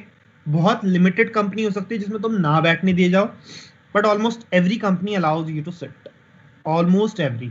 आई think Microsoft will allow you. And ये वाली जो चीज़ है ना, आप जो मेरे से पूछ रहे हो कौन कौन सी कंपनीज में आप बैठ सकते हो, कौन सी में नहीं बैठ सकते हो, ये पूछना। और आपके वहाँ पे जो एडमिन ब्लॉक है ना, उसमें सेकेंड फ्लोर पे आई थिंक टीएनपी का वो सेल है, मेन ऑडी के बाहर राजेश रावत सर मिलेंगे आपको। एंड आप उनसे जाके ये चीज़ पूछ सकते हो कि कौन सी कंपनी में हमें बैठने दिया जाता है और कौन सी में नहीं। तो he would exactly tell you किस में बैठने दिए जाओगे, किस में नहीं। और बैठने दिए जाओगे, I am pretty sure about it, आपको दिक्कत नहीं आएगी उसमें। ठीक है। What is more profitable from getting a IT job perspective, devoting your time towards making a few great projects, or going for proper CP contests like हाँ मतलब संभव, यस यू आर करेक्ट। तो जैसे अगर मैं आपको एक सिंपल सा एग्जांपल दूं, आप जो जज किए जाओगे ना कॉलेज में, आप जज किए जाओगे सीपी। अगर आपको सिर्फ कॉम्पिटिटिव प्रोग्रामिंग आती है और आप थर्ड ईयर में हो, थर्ड ईयर के एंड में हो, और आपने सिर्फ डेटा स्ट्रक्चर्स कर रखा है, हो जाओगे प्लेस। मेरे जितने फ्रेंड्स थे, जितने I have friends in every company जो आप सोच सकते हो, I have friends doing masters, I have friends in Google, सारी जगह they all did CP. None of them went for web development. This was in 2017। आपकी जितनी भी एंटरप्राइज कंपनीज है ना और dream companies, they would demand this thing only. They are not worried about कि आपको क्या आता है क्या नहीं आता। वो चाहते हैं भाई मेरे को सीपी बता दे, आती है नहीं आती, प्रोग्रामर हो या नहीं ये बता दो, तुम्हें डेवलपमेंट सिखानी है, तुम्हें एंड्रॉइड सिखाना है, तुम्हें मशीन लर्निंग सिखाना है, हम सिखा देंगे, तुम बस ये बताओ तुम्हें प्रोग्रामिंग आती है। तो अगर सिर्फ और सिर्फ तुम कॉलेज की प्लेसमेंट को टारगेट कर रहे हो और कुछ नहीं चाहते हो, तो सीपी की तरफ से जाओगे तो हो जाएगा, कोई दिक्कत नहीं आएगी। ये डन चीज होती है। तो अगर तुम मेरे से सिर्फ प्लेसमेंट के लिए क्या जरूरी है वो पूछ रहे हो तो सीपी। अगर तुम प्रॉफिटेबल होने की तरह से चीजें पूछ रहे हो तो profitable, what do you mean exactly कि प्रॉफिटेबल में क्या मतलब, कैसे तुम किस चीज को तुम प्रॉफिटेबल कहोगे। माइक्रोसॉफ्ट में जाना तुम्हारे लिए प्रॉफिटेबल है, अमेजोन में जाना तुम्हारे लिए प्रॉफिटेबल है, या तुम्हारे लिए स्टार्टअप में जाके उस स्टार्टअप के अंदर एक ग्रोथ वाले पाथ को जल्दी पिक करना और एक पर्टिकुलर पोजीशन पे जल्दी आना, वो इंपॉर्टेंट है, उसे प्रॉफिटेबल कहोगे। मतलब रेपुटेशन वाइज, पैसे वाइज, या किस वाइज, तो मतलब वो चीज डिपेंड करती है कि तुम क्या कहोगे। आईसीपीसी इसके बाद तुम कर सकते हो साथ साथ। आईसीपीसी में आई थिंक तुम 2-3 साल पार्टिसिपेट कर पाओगे। अगर तुम सेकंड ईयर से स्टार्ट करते हो तो 3 साल पार्टिसिपेशन ले पाओगे, अगर थर्ड ईयर से करते हो तो 2 साल कर पाओगे, और दैट डिपेंड्स। अगर फोर्थ ईयर में जाके करते हो तो एक ही बार होगा, बट फोर्थ ईयर में पार्टिसिपेशन डजंट हेल्प। व्हाई? मतलब प्लेसमेंट्स तो हो चुकी होंगी ना, तो प्लेसमेंट्स के लिए तो तुम बैठ चुके होगे अमेजोन में, उसके बाद आईसीपीसी करते हो तो कोई ऐसे हेल्प नहीं होने वाली है। ठीक है। हाँ, सीपी इज हेल्पफुल अगर तुम सिर्फ कॉलेज के पॉइंट ऑफ व्यू से बात कर रहे हो तो। So you mentioned companies for coming for interviews after the end of that. Is that also in August? Yes, Naman, yes. तो जो मैं बात कर रहा हूँ ना सेकेंड ईयर के एंड के बाद, ऑलमोस्ट पूरे साल कुछ ना कुछ आता रहता है, बट वो ना जो आपकी अच्छी कंपनीज होती है ना, दे आर वेरी पेक्यूलियर। तो अगर आप एक चीज सुनोगे टीएनपी में जब जाते हो ना, तो दे विल वॉर्न यू कि भाई किसी कंपनी को जाके ये मत बताना कि तुम पहली कंपनी नहीं हो। जैसे माइक्रोसॉफ्ट और अमेजोन में होता है कि अगर माइक्रोसॉफ्ट आ रही है तो माइक्रोसॉफ्ट को ये बोलते हैं कि आप पहले आ जाओ, आपको सारा कॉलेज का क्राउड मिलेगा, जितने बच्चे हैं अभी कोई भी इंटर्न में नहीं बैठा है, तो आप सबका इंटरव्यू ले पाओगे, तो आपको अच्छा बच्चा मिल जाएगा, जल्दी आ जाओ। यही सेम टैक्टिक अमेजोन पे अप्लाई होती है, यही सेम टैक्टिक उबर पे अप्लाई होगी, यही सेम टैक्टिक बाकी कोऑर्डिनेशन डायरेक्ट टाइप पे भी अप्लाई होती है। सबको बोलते हैं कि तुम पहली कंपनी, जो अगस्त के फर्स्ट और सेकंड वीक तक आते हैं। तो 10 अगस्त तक कोई आ रही है, 3-4 अगस्त तक कोई आ रही है। मेरे टाइम पे आई थिंक Amazon या Microsoft was the first company to come, and it was I guess 2nd और 4th of August। तो कॉलेज खुलते ही 2-3 दिन में कंपनी आती है, इतनी फास्ट होती है कंपनी आनी। तो सेकेंड ईयर के एंड में एकदम तुम्हारे पास कंपनी आती है, और ये अगस्त होता है। Yes, this is August. How much impact does a 5-star coach chef profile make on our resume? 5-star coach chef profile मतलब देखो, एक जो मैं मतलब कॉमन सी चीज तो मैं बोलूं, तुम्हारे फ्रेंड्स हैं और वो 5-स्टार कोच शेफ पे है, तुमने क्या बोला, एक काम कर भाई, तेरी तो अमेजोन में लग गई, तू अपना अकाउंट मेरे को दे दे, मैं बोलूंगा मेरा अकाउंट है, नाम बदल दे। मतलब कर सकते हो ना, इफ यू वांट, मतलब खुराफती किसी का दिमाग हो वो करना चाहे कर सकता है। बट वो इंटरव्यू में गया, उससे इंटरव्यूअर ने सवाल पूछा और वो आंसर नहीं कर पाया, तो वो इम्पैक्ट देगा? नहीं देगा। बोलेगा यार ये तो कुछ और सा लग रहा है, मतलब तुमने बोला कि तुम ये हो, तुमने ये किया है, और तुम मुझसे मैं पूछ रहा हूँ, तुम आंसर नहीं कर पा रहे हो। सेम केस वेब डेवलपमेंट के प्रोजेक्ट्स में भी होगा। तुमने बोला मैंने टीम में बनाया था 3-4 लोगों की, तुमने देखा होगा, अगर तुम सीओई वाले हो तो I think Gadre sir COE वालों को भी फर्स्ट ईयर में पीसीबी फैब्रिकेशन का प्रोजेक्ट बनवाते हैं, जिसमें तुम वो मतलब कौन सा होता है, ट्रांसफार्मर लगा के बैटरी बनाते हो इनपुट और आउटपुट चेंज करने का। सीओई और आईसी और ईसी होता है, ऐसे होता है, सीओई भी होता है, आई डोंट नो। तो उस प्रोजेक्ट के अंदर ना एक दो जने काम करते हैं, 4 लोगों की टीम होती है या 3 लोगों की टीम होती है, 1 या 2 काम करते हैं, बाकी एक देखता है। वो बोलता है मैंने बनाया भाई, पूरा प्रोजेक्ट मैंने बनाया, मैंने गाइड कर रहा था कि ऐसे ऐसे कर लो और ये होता है, तो वो गलत होता है। तो इसी वजह से जब तुम कोड शेफ में बोलते हो कि तुम 5-स्टार हो, तुम्हें इंटरव्यू में वो प्रूव करना पड़ेगा। तुम्हारा रेज्यूमे ना वो देख के तुमसे पहले पूछेगा, अच्छा टेल अस अबाउट योरसेल्फ, और वो तुम्हारा रेज्यूमे रखा है, वो मतलब ओवरऑल गो थ्रू करता है, अच्छा ये है ये है ये है, बोलेगा ठीक है तुमने ये करा है, इसको देखते हैं, पहले मेरे क्वेश्चंस का आंसर करो। वो तुमसे पहले क्वेश्चंस पूछने शुरू करेगा, अगर तुम उसके क्वेश्चंस के आंसर करते हो, कोडिंग के होंगे, और वो पूछेगा कि पहली चीज, अच्छा आपका फेवरेट टॉपिक कौन सा है, तुम बोलोगे मेरा फेवरेट टॉपिक है एरेज। बोलेगा अच्छा ग्राफ्स कैसा लगता है आपको, तुम बोलोगे यार ये अच्छा नहीं लगता। This actually happened with one of my students, तो he was giving interview for direct time, तो डायरेक्ट टाइम में उससे पूछा गया कौन सा फेवरेट तुम्हारा, कौन सा सबसे गंदा टॉपिक लगता है, उसने बाय चांस बोल दिया ग्राफ्स अच्छा नहीं लगता मेरे को। वो एक एक करके पूछ रहा था ग्राफ्स कैसा लगता है, तो बोला comparatively to other data structures मेरे को ग्राफ्स उतना अच्छा नहीं लगता। उस इंटरव्यूअर ने उससे ग्राफ्स के ही क्वेश्चंस पूछे। तो मतलब उन्हें भी थोड़ा सा होता है कि इसमें जिसमें डिस्कम्फर्ट है ना थोड़ा, उसी में देखता हूँ पूछ के कि बता सकता है नहीं बता सकता। तो तुम्हारी वो चीजें अगर है तो एक तरह से तुम्हें अपर एज मिलती है ओवर अदर्स, बट बहुत ज्यादा एकदम इम्पैक्ट नहीं होता है, ठीक है, बहुत ज्यादा इम्पैक्टफुल नहीं होता है, अपर एज मिलती है। तुम्हारा इंटरव्यू इज द थिंग जिसके ऊपर चीजें डिपेंडेंट होती है। इंटरव्यू अच्छा जा रहा है, गोइंग गुड, तो ये चीजें और ज्यादा उस इंटरव्यूअर को इम्प्रेस कर देती हैं कि ये बंदा बड़ा अच्छा है यार, इसने कोड शेफ पे भी इसने रैंक ले रखी है, इसने इतने इतने प्रॉब्लम सॉल्व कर रखे हैं, सारे इंटरव्यू का आंसर भी कर गया, तो इसको तो लेके जाना है। तो वो इस तरह से हेल्प करती है, अगर if you are getting what I mean.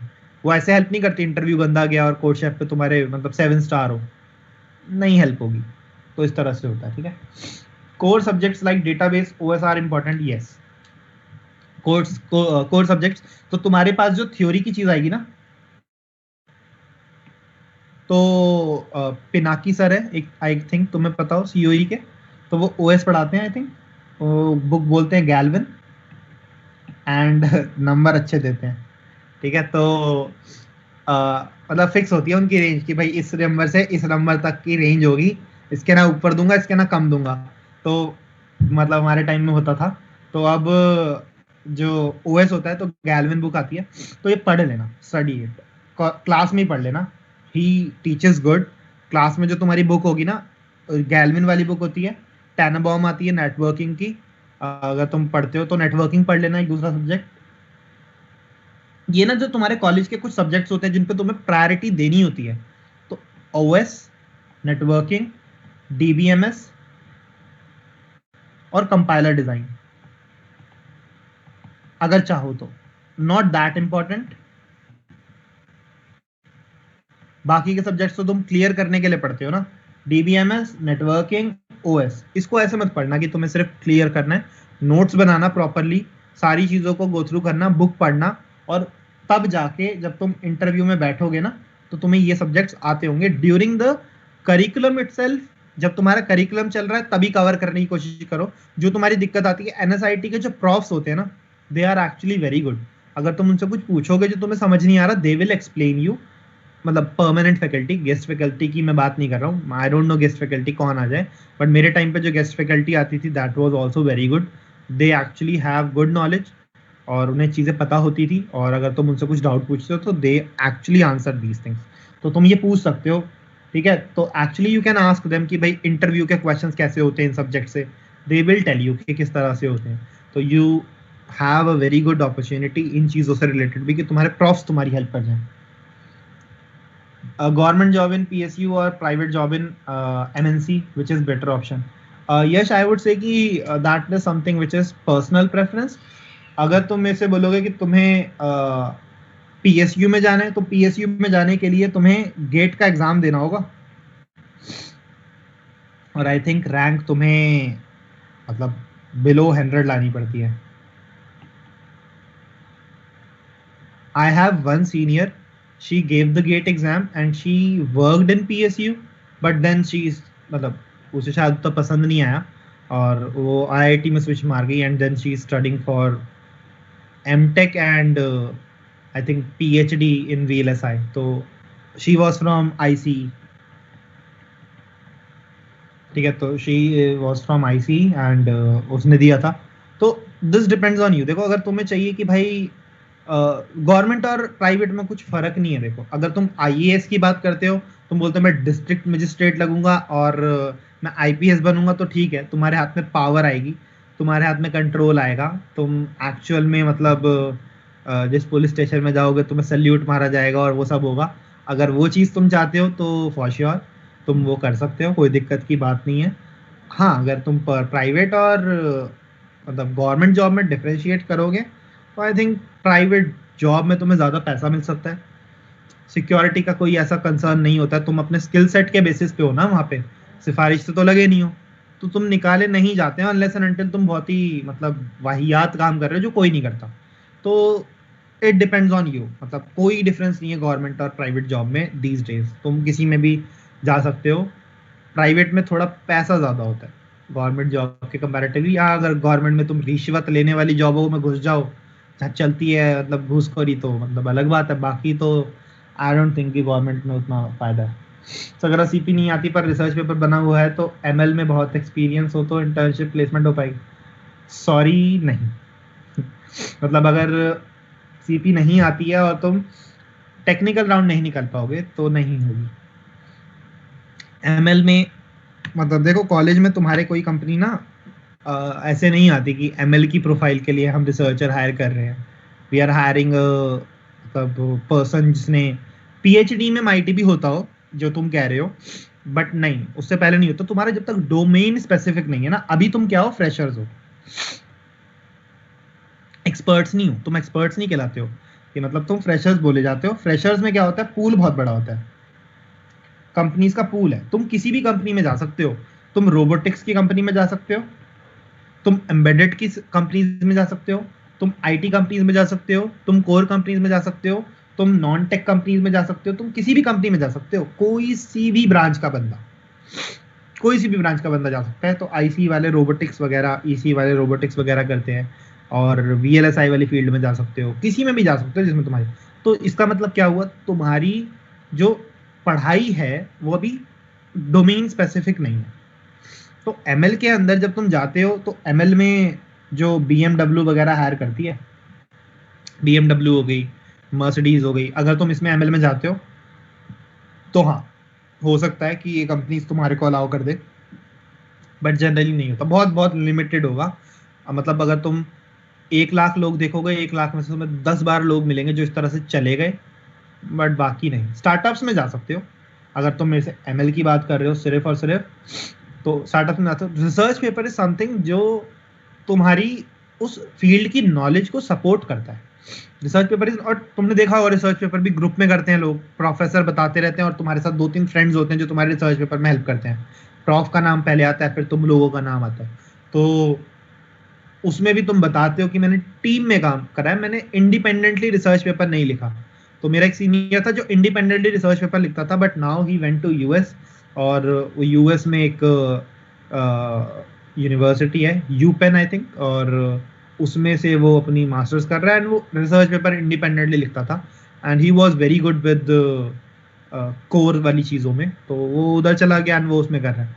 But again इतनी हेल्प नहीं होगी, आपका टेक्निकल राउंड होगा ही होगा कॉलेज में, तो don't try to avoid it. Research paper will help you for masters, research paper won't might not help you for placements, ठीक है sir. How should a second year student interested in DSA approach CP? In what order and major areas to focus upon? Okay रिश, देखो जो second year का student है ना, और internship वही देख ही रहा होगा, I am pretty sure that ये इंटर्नशिप के लिए बैठना चाहता ही है, और ये एक अच्छी जगह इंटर्नशिप चाहता है। तो again the only thing is programming वाली चीज़ें सीखो पहले, अगर नहीं आती। डेटा स्ट्रक्चर्स बनाने आने चाहिए। मैं तुमसे बोलूँ ना बाइनरी ट्री बना दो, इंटरनल इम्प्लीमेंटेशन समझा दो, तो समझानी आनी चाहिए। कंपनी तुमसे पूछती है कि मेरे को इसकी इंटरनली वर्किंग बता दो क्या होता है, तुम बोलोगे मैं हैश मैप यूज़ करता हूँ, बोलेगा कैसे बनता है हैश मैप, इसके अंदर कोलिजन क्या होते हैं, किस किस तरह के कोलिजन होते हैं, तो वो थोड़ी थ्योरी पता होनी चाहिए। अब जब तुम्हें हैश मैप बनाना आता है, सारे डेटा स्ट्रक्चर्स बनाने आ गए, अब तुम जब मैंने प्लेटफॉर्म्स बताए ना, ऑनलाइन प्लेटफॉर्म्स, इस पे प्रैक्टिस करनी शुरू करोगे तो तुम बोलोगे ठीक है मैं धीरे धीरे इंप्रूव कर रहा हूं, और सीपी के अंदर ना जो प्रॉब्लम्स होती हैं वो हार्ड हो जाती हैं, तो इसके अंदर थोड़े एडवांस डीएसए यूज होते हैं। बाय एडवांस डीएसए जो मैंने सेगमेंट ट्रीज बताया, डीएसयू बताया, फेनविक ट्रीज बताया, इसमें सारी जो तुम्हारी कुछ तो इसमें एल्गोरिदम्स होती है जो तुम नहीं पढ़ते हो, फॉर एग्जांपल केएमपी एल्गोरिदम, ठीक है, ये सारी तुम नहीं पढ़ते हो, और स्ट्रिंग मैचिंग एल्गोरिदम्स बहुत सारी होती हैं जो काफ़ी हेल्पफुल होती हैं, और ये सब तुम बेसिक प्रोग्रामिंग में नहीं पढ़ते हो, ये सब तुम एडवांस प्रोग्रामिंग के कॉन्सेप्ट्स में पढ़ते हो। एंड जो तुम्हारे मेजर टाइप के इंटरव्यूज होते हैं ना, उसमें ना वो तुम्हें ऐसे बोलते हैं कि भाई इस मैक्सिमम डिस्टेंस को, या मैक्सिमम समथिंग समथिंग, अभी मैं डिस्टेंस मान लेता हूं उसको, को मिनिमाइज कर दो, और एक ऐसी एल्गोरिथम बता दो। जनरली मैक्सिमम मिनिमम से रिलेटेड बहुत क्वेश्चंस आते हैं, स्लाइडिंग विंडो से बहुत क्वेश्चंस आते हैं, आपसे स्ट्रिंग मैचिंग के बहुत क्वेश्चंस पूछे जाते हैं, arrays is one of the favourite topic जो पूछा जाता है। तो जनरली इंटरव्यू इन चीज़ों के अराउंड तुम्हारा रिवॉल्व करता है। जब तुम एक बार स्टार्ट करोगे ना प्रैक्टिस करना, देखो प्रोग्रामिंग करने के बाद तुम लीड कोड तो कर सकते हो, कोड शेफ पे भी स्टार्ट कर सकते हो, कोड फोर्सेस पे भी स्टार्ट कर सकते हो, बहुत ज़्यादा हार्ड प्रॉब्लम्स पे नहीं जा पाओगे। तो जो तुम्हारी रेटिंग जनरली रहती है ना, कोड फोर्सेस की बात करता हूँ, तो जनरली आई रिकमेंड जैसे 1200 से 2100 तक की रेटिंग के अगर तुम क्वेश्चन सॉल्व कर पा रहे हो, you are good to go, तुम्हें कोई दिक्कत नहीं आएगी, तुम्हें किसी इंटरव्यू में दिक्कत नहीं आनी चाहिए, तुम्हें किसी टेक्निकल राउंड में दिक्कत नहीं आनी चाहिए। अगर इस रेटिंग के तुम कर पाते हो, दीज आर हार्ड प्रॉब्लम्स, मतलब I would lie, these are very hard problems. इनको करने के लिए ना ग्रेजुअली इंप्रूव करना पड़ता है। 1200 की रेटिंग से स्टार्ट करोगे, 1400 तक की जाओगे, 1600 तक की जाओगे, फिर 1800 पे आओगे, फिर तुम 2000, 2100, तब ऐसे जाओगे। और ये स्लो प्रोसेस है, ये फास्ट प्रोसेस नहीं है, मतलब दिस विल टेक टाइम। अगर तुम मेरे से बोलो 6 महीने, हाँ 6-7 महीने लग सकते हैं, कोई बड़ी बात नहीं है, तो it will take some time. तो सेकेंड ईयर में अगर तुम प्रोग्रामिंग कर चुके हो, चीज़ें सीख चुके हो, तो जाओ और सीपी की तरफ मूव करना शुरू करो, और इंटर्नशिप में तुम्हें ज़्यादा हेल्प मिलेगी सीपी से। Yes Tanuj, yes DSA is the foundation of CP. तो जो डीएसए की हम बात करते हैं ना, डेटा स्ट्रक्चर्स एंड एल्गोरिदम्स की, तो डेटा स्ट्रक्चर्स एंड एल्गोरिदम के ऊपर ही बेस्ड होता है CP.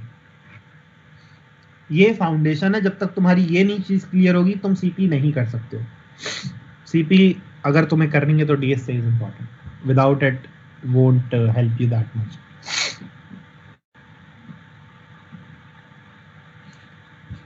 Should we go for internships during the second year? कौन सी कंपनी में डिपेंड करता है। सेकेंड ईयर में माइक्रोसॉफ्ट तो देती नहीं है, ईसी वालों को टेक्सास देती है। जो ईसी के स्टूडेंट्स होते हैं, आई नो, या ईसी आईसी में होता है, तो टेक्सास का आता है, एक सेकेंड ईयर से वो ट्रेनिंग स्टार्ट करते हैं, तो they hire for second year students. I think जो फर्स्ट ईयर का एंड होता है या फर्स्ट ईयर के मिड में आके वो मतलब अलाउ करते हैं कि मतलब आप आओ और टेस्ट दो। इसमें अगर आप सिलेक्ट हो जाते हो प्रोग्राम में, ट्रेनिंग प्रोग्राम होता है शायद, दिस इज ट्रेनिंग प्रोग्राम, तो आपको इंटर्न भी दे देते हैं ना, मतलब जरूरी नहीं है, मतलब इसके ट्रेनिंग प्रोग्राम के बाद इंटरव्यू होता है। टेक्सास इंस्ट्रूमेंट्स बैंगलोर में लेके जाती है, 5 स्टार होटल में ठहराती है, और आपको जब आपकी सारी चीज़ हो जाती है तो उसके ट्रेनिंग के बाद वो इंटरव्यू लेते हैं। तो इंटरव्यू के बाद अगर अच्छा गया तो इंटर्नशिप यहीं ऑफर हो जाती है सीधे। इंटरव्यू के बाद इंटर्नशिप करी है, ट्रेनिंग करी, इंटर्नशिप करी, पीपीओ नहीं देंगे? बिल्कुल देंगे,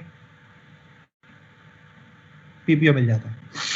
तो जो आईसीई के स्टूडेंट्स रहते हैं, पाथ सेम रहेगा जो मैंने बताया अभी तक का, कोडिंग, कॉम्पिटिटिव। देन ये देखो, अगर तुम माइक्रोसॉफ्ट और फैंग को टारगेट कर रहे हो तो यू नीड टू अंडरस्टैंड कि ये वाली चीज़ें जो फैंग में होती हैं, इसमें बहुत ज़्यादा एडवांस के टॉपिक्स नहीं चाहिए होते हैं।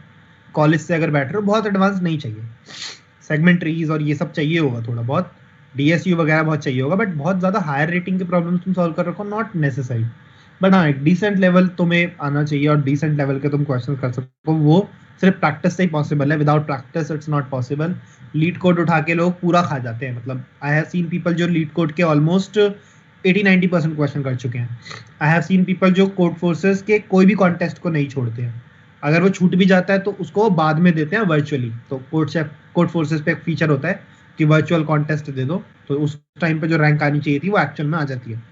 तो इस तरह से लोग कर रहे होते हैं, ठीक है।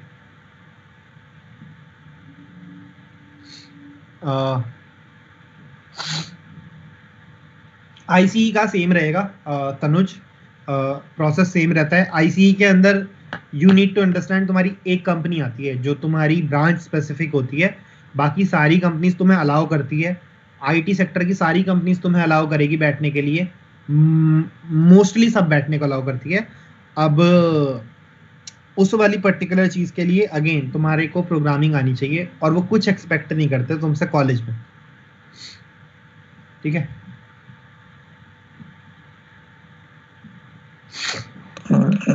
Thank you, sir. Is if anyone else have some doubt, so you can just raise your hand. Our team will unmute you. किसी एक ने हाथ उठाया था, कौन है? हाथ नीचे हो गया। आर प्रोजेक्ट्स मस्ट, देखो प्रोजेक्ट्स अगर तुम डेवलपमेंट लिखते हो तो तुम्हें प्रोजेक्ट्स दिखाने पड़ेंगे। हाउ वुड यू प्रूव तुम्हें डेवलपमेंट आती है? तुम्हें प्रोजेक्ट्स दिखाने पड़ते हैं। अब वो प्रोजेक्ट तुम अच्छे लेवल के तब बना पाते हो जब तुम एक पर्टिकुलर टीम के अंदर काम कर रहे हो। अकेले कोई नहीं करता उतना ज्यादा ना फोकस, अकेले तो तुम्हें जो समझ आता है उस तरह से तुम कर लेते हो। 2-3 लोग बैठ के R&D मारते हैं कि क्या करना है, कौन कौन से प्रोजेक्ट्स करने हैं, तब जाके तुम्हारे अच्छे प्रोजेक्ट्स बनते हैं। अगर तुम डेव की ओर हो तो प्रोजेक्ट्स चाहिए, अगर तुम डेव की तरफ नहीं हो, सेकेंड ईयर में हो, तो ठीक है चलेगा, बिना प्रोजेक्ट्स के चल जाता है। रेज्यूमे में तुम अपने कॉलेज के प्रोजेक्ट्स ही लिख देते हो और अपना वहां पे जाके फाइनली तुम प्रोग्रामिंग के अंदर अच्छा कर देते हो और यू गेट सिलेक्टेड, ठीक है। ऐसा नहीं होता कि तुम्हें अलाउ नहीं करते हैं वो बैठने के लिए प्रोजेक्ट्स के लिए, बट हाँ, प्रोजेक्ट्स होना is a good thing, not a bad thing. दूसरों के कंपैरेटिवली तुम अपर एज पे आ जाते हो और कुछ नहीं होता है, मतलब everyone is good, they know, it's just that कौन उनकी एक्सपेक्टेशन को पूरा कर पा रहा है, वो सिर्फ ये देखते हैं। अब जो मतलब लैंग्वेजेस का होता है तो स्टार्ट विद आइदर C++ और Java, don't go for Python initially, Python के लिए इनिशियली मत जाना, तो स्टार्ट विद देम, देन तुम पाइथन की तरफ जाना चाहो तो जा सकते हो, बट इसके अंदर डीएस से आना चाहिए। कॉम्पिटिटिव C++ से की जाती है, फास्टर होती है। जावा और पाइथन वाले मना नहीं करते हैं, बट हाँ मतलब C++ में जाना चाहो, जावा में जाना चाहो, जा सकते हो। और फिर पाइथन वाली चीज़ तुम सीख सकते हो, मतलब मान लो तुमने ये 6-7 महीने सीखी, फिर इस पे तुमने चीज़ें सीखी, तुम दोनों में कोड कर लेते हो, तो ठीक है, अच्छी चीज़ है, बुरी चीज़ नहीं। Should we go for CodeChef or CodeForces? I would recommend you can go for code forces पे जब कॉन्टेस्ट देना स्टार्ट करोगे ना, तो कोड शेफ के भी कॉन्टेस्ट दे सकते हो, शॉर्ट वाले। मतलब लॉन्ग चैलेंज में उतना फायदा नहीं होता है, बहुत टाइम होता है, तुम सोच पाते हो। शॉर्ट चैलेंज में जल्दी ही तुम्हें क्वेश्चन सोचना होता है, टाइम लिमिटेड होता है, उसी टाइम बतानी पड़ती है चीज सोच के ना। तो इनिशियली लीड कोड से स्टार्ट करो, मूव टुवर्ड्स कोड फोर्सेस के सारे कॉन्टेस्ट दो, देन धीरे धीरे कोड शेफ के अगर तुम देना चाहो दे सकते हो, नॉट मैंडेटरी। कोड फोर्सेस कर रहे हो तो कोड फोर्सेस पे भी मतलब बहुत अच्छे प्रॉब्लम्स आते हैं, उससे ही तुम्हारा मतलब काम हो जाएगा। डज हैविंग अ फैन नहीं, भव्य नहीं, मतलब अगर तुम मास्टर्स के लिए देख रहे हो ना, तो आई हैव सम पीपल जो मतलब उन्होंने बीटेक करी, they didn't sit for placements, they went for MS, तो मतलब अगर तुम ऐसे जाना चाहते हो तुम जा सकते हो, कोई हार्म नहीं होता है। मेरा एक रिसेंट स्टूडेंट यही कर रहा है, but he is from DTU, तो he is doing this, he is not sitting for placements. उसको इंटर्न वगैरह मिली थी अच्छी कंपनी में, but he didn't went, he decided that उसे एमएससी करनी है। कई होता है कि मुझे बस, तो एमएस के लिए तुम्हें जीआरई देना पड़ेगा, टॉयफल देना पड़ेगा या आईएलटीएस देना पड़ेगा अगर तुम मास्टर्स के लिए जाना चाहते हो। अदरवाइज जी मैट दे के कई लोग एमबीए के लिए जाते हैं, बट हाँ इसके लिए पैसा चाहिए होता है थोड़ा, तो अगर है तो जा सकते हैं। Will I get language specific questions in interviews and coding round? No. Guest नाम है आपका, नहीं, you will not get language specific. Java में कर सकते हो, जावा में कर दो, सी प्लस प्लस में कर सकते हो, सी प्लस प्लस में कर दो, पाइथन में कर सकते हो, पाइथन में कर दो। कोई बैरियर नहीं होता है, मतलब you are allowed to code in any of these language, no barrier. बस ये है पाइथन के अंदर ना इंटरनल इम्प्लीमेंटेशन नहीं होती है। लैंग्वेज इजी है तो कोई इंटरनल इम्प्लीमेंटेशन की तरफ जाता नहीं है। ये वाली लैंग्वेज के अंदर इंटरनल इम्प्लीमेंटेशन करनी पड़ती है, तब जाके तुम सीख पाते हो चीजें कैसे वर्क करती है। इसमें कोई नहीं सीखता, मतलब why do you want to learn internal implementation जब इसमें काम बहुत आसान है। इसका जो तुम्हारा मतलब 200 लाइन का कोड होगा, वो पाइथन के अंदर इट्स पॉसिबल कि तुम मतलब 30 लाइनों में कर दो। तो बहुत बहुत ना कोड में एफर्ट्स कम लगते हैं, सोचने वाली चीजें कम लगती हैं, तुम सिर्फ लॉजिक पे फोकस्ड रहते हो कि क्या लगाना है, उसकी इम्प्लीमेंटेशन आसान होती है लॉजिक की पाइथन के अंदर, तो इसलिए लैंग्वेज सीखना आसान पड़ता है। Should we go for off campus internships? Off campus internships के लिए अगर जा रहे हो तो मेक श्योर कि वो पीपीओ में कन्वर्ट हो पाती हो। अगर वो पीपीओ में कन्वर्ट नहीं हो पा रही तो फायदा नहीं है। ऑफ कैंपस इंटर्नशिप्स तुम अगर मेरे से बोलो माइक्रोसॉफ्ट में तुम्हें मिलेगी, एज सच बहुत बहुत कम चांसेस है Microsoft will hire for placements off campus, but for internships it's very tough कि वो हायर करते हैं। रिसर्च इंटर्नशिप्स होती हैं, बट अगेन कंपटीशन उसमें थोड़ा ज़्यादा होगा, because over there you will be competing with the entire students जो भी तुम्हारे इंजीनियरिंग कॉलेजेस के हैं। Right now you'll be competing with only NSIT students और एनएसयूटी स्टूडेंट्स, तो इसलिए आसान होता है कि कॉलेज से प्लेसमेंट ले लो या इंटर्नशिप ले लो अगर तुम चाह रहे हो उस चीज में जाना। ऑफ कैंपस के लिए पीपीओ वाली चीज है तो it's good, but if it's not then it's of no use, मतलब कोई फायदा नहीं है उसमें जाके। टाइम वेस्ट की बात करने वाली बात होती है। अगर अनपेड इंटर्नशिप है, कुछ मिल नहीं रहा, पीपीओ भी नहीं मिलना, तो तुम टाइम वेस्ट कर रहे हो। टू बी वेरी ऑनेस्ट कोई फायदा नहीं।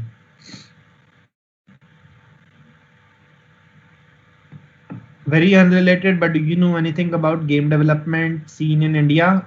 What are the requirements to apply as such?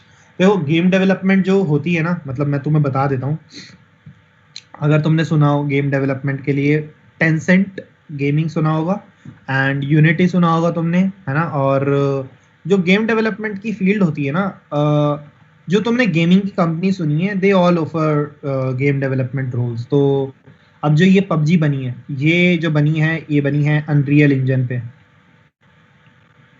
ठीक है। अब जो गेम डेवलपमेंट के लिए जाते हैं दे गो फॉर यूनिटी, यूनिटी के अंदर दे डू सी शार्प, तो सी शार्प के थ्रू ये बेसिकली गेम्स वगैरह वाली चीज़ों को करते। देखो ये वाली फील्ड भी अच्छी है, और इसके अंदर ना मतलब ऐसा तुम देखोगे नहीं कि तुम्हारे कॉलेज में कोई कंपनी आ रही है बोल रही है गेम डेवलपमेंट प्रोफाइल के लिए हायर कर रहे हैं। तो इन लोगों को थोड़ा सा ना एक्सपीरियंस वाला चाहिए होता है। तो अगर तुम इन कंपनीज में जाना चाहते हो तो you should apply for the company जो गेमिंग के सेक्टर में काम करती है, और उसमें तुम कुछ प्रोजेक्ट्स बनाओ, कुछ कोड में कंट्रीब्यूशन करो, और जब तुम ये अप्लाई ये सीख लोगे थोड़ी बहुत एक्चुअल में जो गेम चलती है उसके अंदर कंट्रीब्यूशन कर लोगे। अब जो ये चीज है ना, इसके प्रोजेक्ट्स कहाँ मिलेंगे तुम्हें? ये मिलेंगे तुम्हें ओपन सोर्स में, अगर तुम्हें कहीं पे नहीं मिल रहा। ओपन सोर्स में तुम्हें मिलेगा यूनिटी के ऊपर कहाँ काम होता है, you will get C sharp वाली चीजें। तो गेम डेवलपमेंट वाली चीजें तुम ओपन सोर्स के कोड के अंदर कंट्रीब्यूशन स्टार्ट करोगे, तुम्हारे प्रोजेक्ट में काम होना स्टार्ट होगा। You will know how to do this things. Company require people जिनको काम करना आता है। अगर तुम काम कर सकते हो और तुम्हें इसमें अच्छा एक्सपीरियंस है तो तुम अप्लाई कर सकते हो। मतलब टेंसेंट वगैरह में I think you would be good to go there, अगर तुम्हें एक पर्टिकुलर प्रोजेक्ट के अंदर काम करना आता है तो। हाँ, थोड़ा सा टफ होगा। अब एक जो जरूरी चीज़ होती है जो कोई फॉलो नहीं करता है एनएसआईटी में उतना ज़्यादा, बट हाँ, there is something which is called as LinkedIn. तुम्हें ज़रूरत कभी पड़ेगी नहीं इसकी। मतलब मैंने भी कॉलेज से निकल के आई थिंक 6 महीने पहले ये बनाया है, तो अकाउंट मैंने भी 6 मंथ पहले ही बनाया था। कॉलेज में इतनी ज़रूरत नहीं पड़ती है। लिंक्डइन पे जा सकते हो, जैसे जो लोग तुम कह रहे हो कि भाई हमें जॉब चाहिए इस वाली फील्ड के अंदर, कोई एक तुम्हारी रैंडम फील्ड है, लिंक्डइन पे जाओ, search for people those who are working in these companies. तो तुम उसमें लोगों को ढूंढो एंड मैसेज देम। और मैसेज में ना सबसे जो गंदी चीज होती है जो तुम करते हो, लिंक्डइन पे जाके किसी भी रैंडम गाय को हाय लिख के छोड़ देते हो। हाय, अब बाकी की कन्वर्सेशन तू मेरे से कर, तू मेरा दोस्त बन चुका है, मैंने तेरे को लिंक्डइन पे कनेक्शन भेजा, तूने एक्सेप्ट कर लिया, अब तू मेरा दोस्त है, अब तुझे मेरे से बात करनी।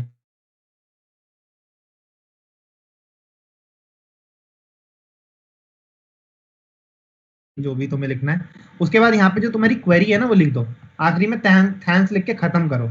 2-4 लोग ढूंढो उस ऑर्गेनाइजेशन के जो तुम्हें लगता है कि गेमिंग सेक्टर में काम करती हैं। उनसे अगर तुम डिस्कशन चाहते हो कि भाई मेरे को अगर इस कंपनी में अप्लाई करना है, मेरे को क्या क्या चीजें आनी चाहिए, they will tell you and you can ask them how to apply, how to get a referral, what are the prerequisites for getting a referral. तो you can ask them such things, they will be happy to do it. Her company के अंदर जो referral होता है उसके पैसे मिलते हैं। अगर आपको एक बंदा कंपनी में हायर कराता है और यू आर गुड, तो आप उस बंदे को पहले प्रूव करते हो ये मेरा रिज्यूमे है, तो इसमें आप अपना रिज्यूमे भी डालोगे।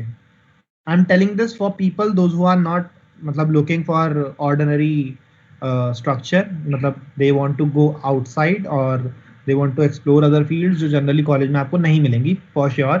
तो उसके लिए आप लिंक्डइन पे जाओ, लिंक्डइन पे अपनी प्रोफाइल बनाओ और उस पर जाके basically look for people and message them. They will reply you, they will revert back to you. नहीं करते तो थोड़े टाइम मतलब और लोगों को देख लो, बहुत सारे लोग होते हैं कंपनी के। You should send at least 4 to 5 people the same message. They will one of them might reply and you would get to know. मुझे गवर्नमेंट जॉब मिल रही है 50K salary and I am IC branch, should I take this? Again personal choice. मतलब अगर तुम जाना चाहते हो गवर्नमेंट जॉब में and you think this is good for you, you can go. If not and you want to go for मतलब IT sector, then it's your choice. मतलब this is something which is very personal, right? No one would be able to judge you for this thing कि क्या करना चाहिए क्या नहीं करना चाहिए. This is your choice, okay?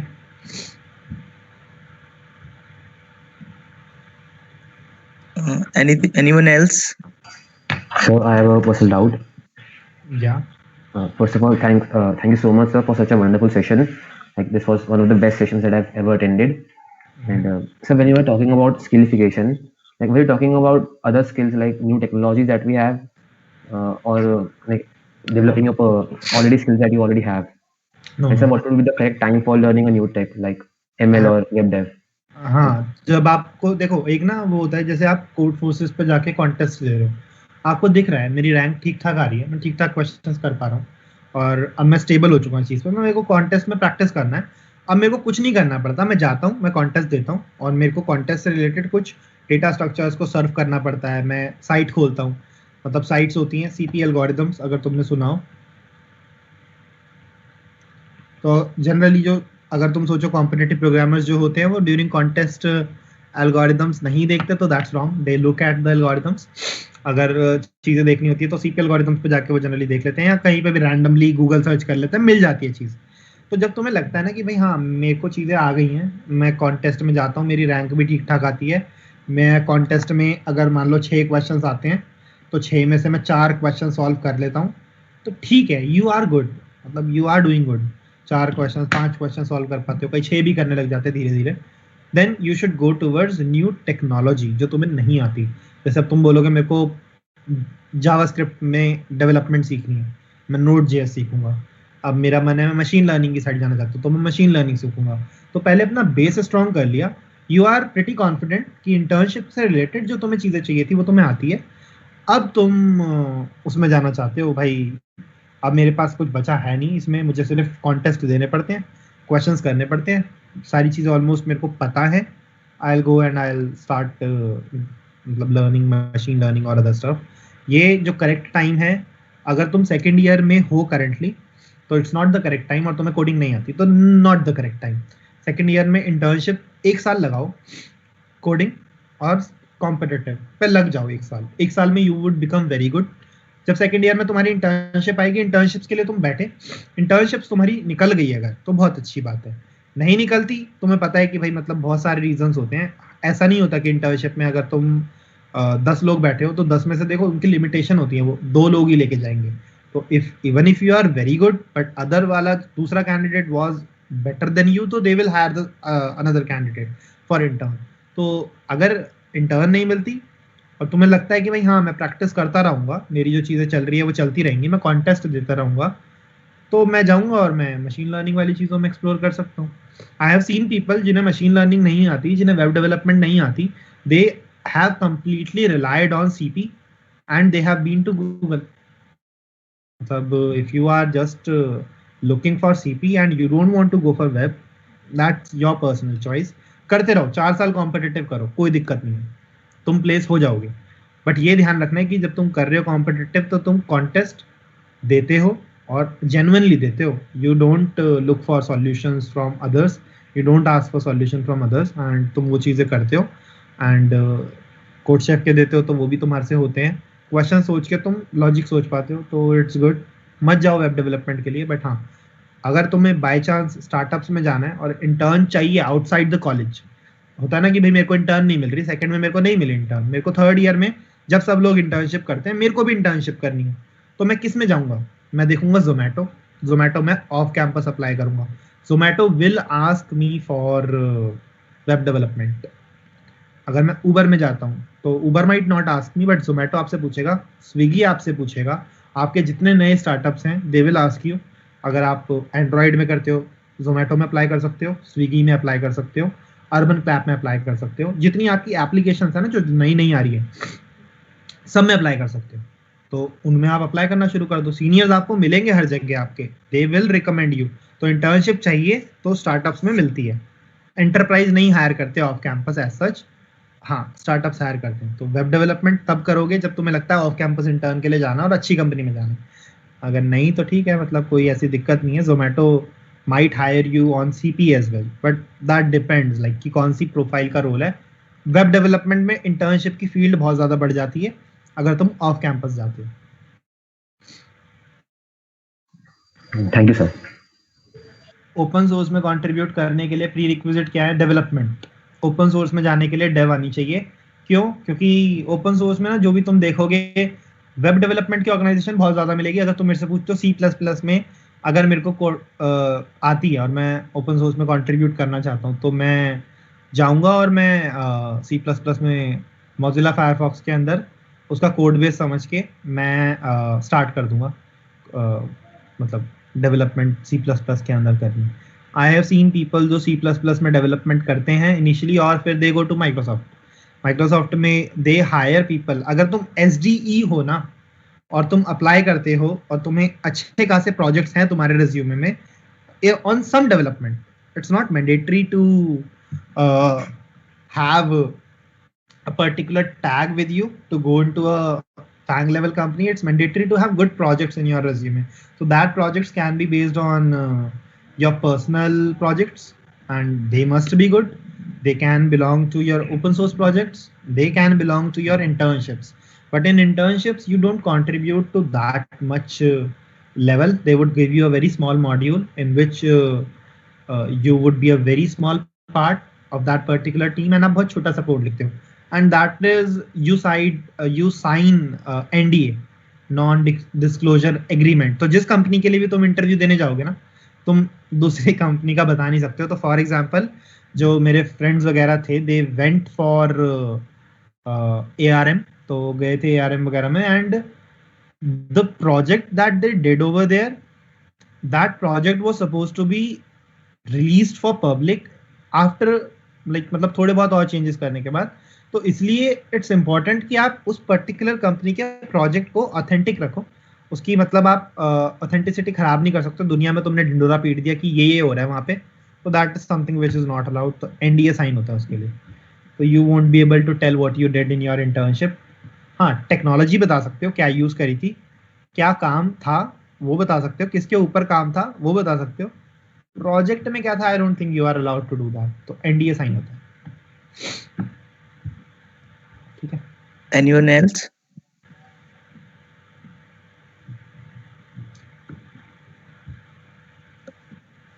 Is there anyone So, else तो मतलब कुछ और पूछना any हो? doubts?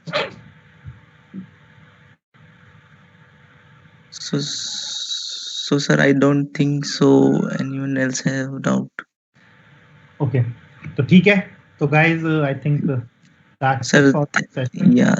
Thank you so much, sir, for this wonderful session.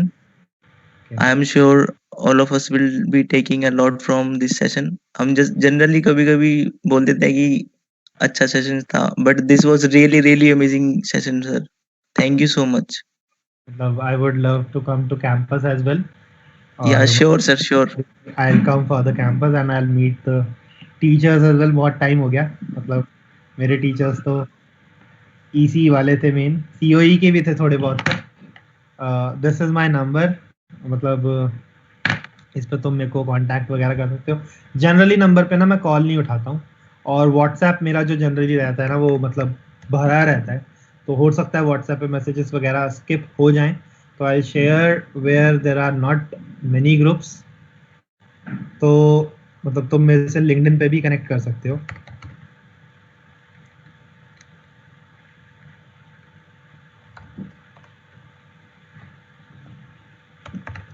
तो I think this is the profile. नहीं, आई डोंट थिंक, मेरे को याद नहीं, सॉरी, देखनी पड़ेगी। Let me just check। Screen of करता हूँ।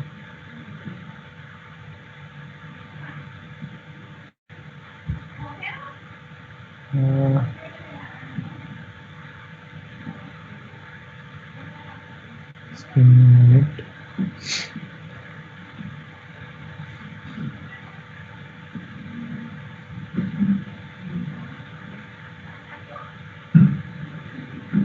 Yeah, so I'll share it in the chat box itself। तुम यहाँ पे कनेक्ट कर सकते हो, and I'll share my number as well। Call मत करना, व्हाट्सएप पे मैसेज कर सकते हो। तो व्हाट्सएप के मैसेजेस पे ट्राई, मतलब कि 12-1 बजे रात को मैसेज करो, तो उस टाइम जनरली फ्री वाला टाइम रहता है थोड़ा। तो उस time I generally look at the messages. और अपना हाय लिख के मत छोड़ना, हाय के बाद मैसेज जरूर लिख देना, वरना मैं हाय का रिप्लाई नहीं करता हूँ। हाय पे I won't say hi how are you, मतलब ये चीज़ नहीं। तो काम पे बता सकते हैं, ठीक है। Okay, so So glad। thank you so much, sir. Thank you so much. Okay, thank you so much for inviting me, and we'll meet again। चलो, तब तक के लिए that's it for my side। Bye bye। Yes, sir. Have a good day, sir. Okay।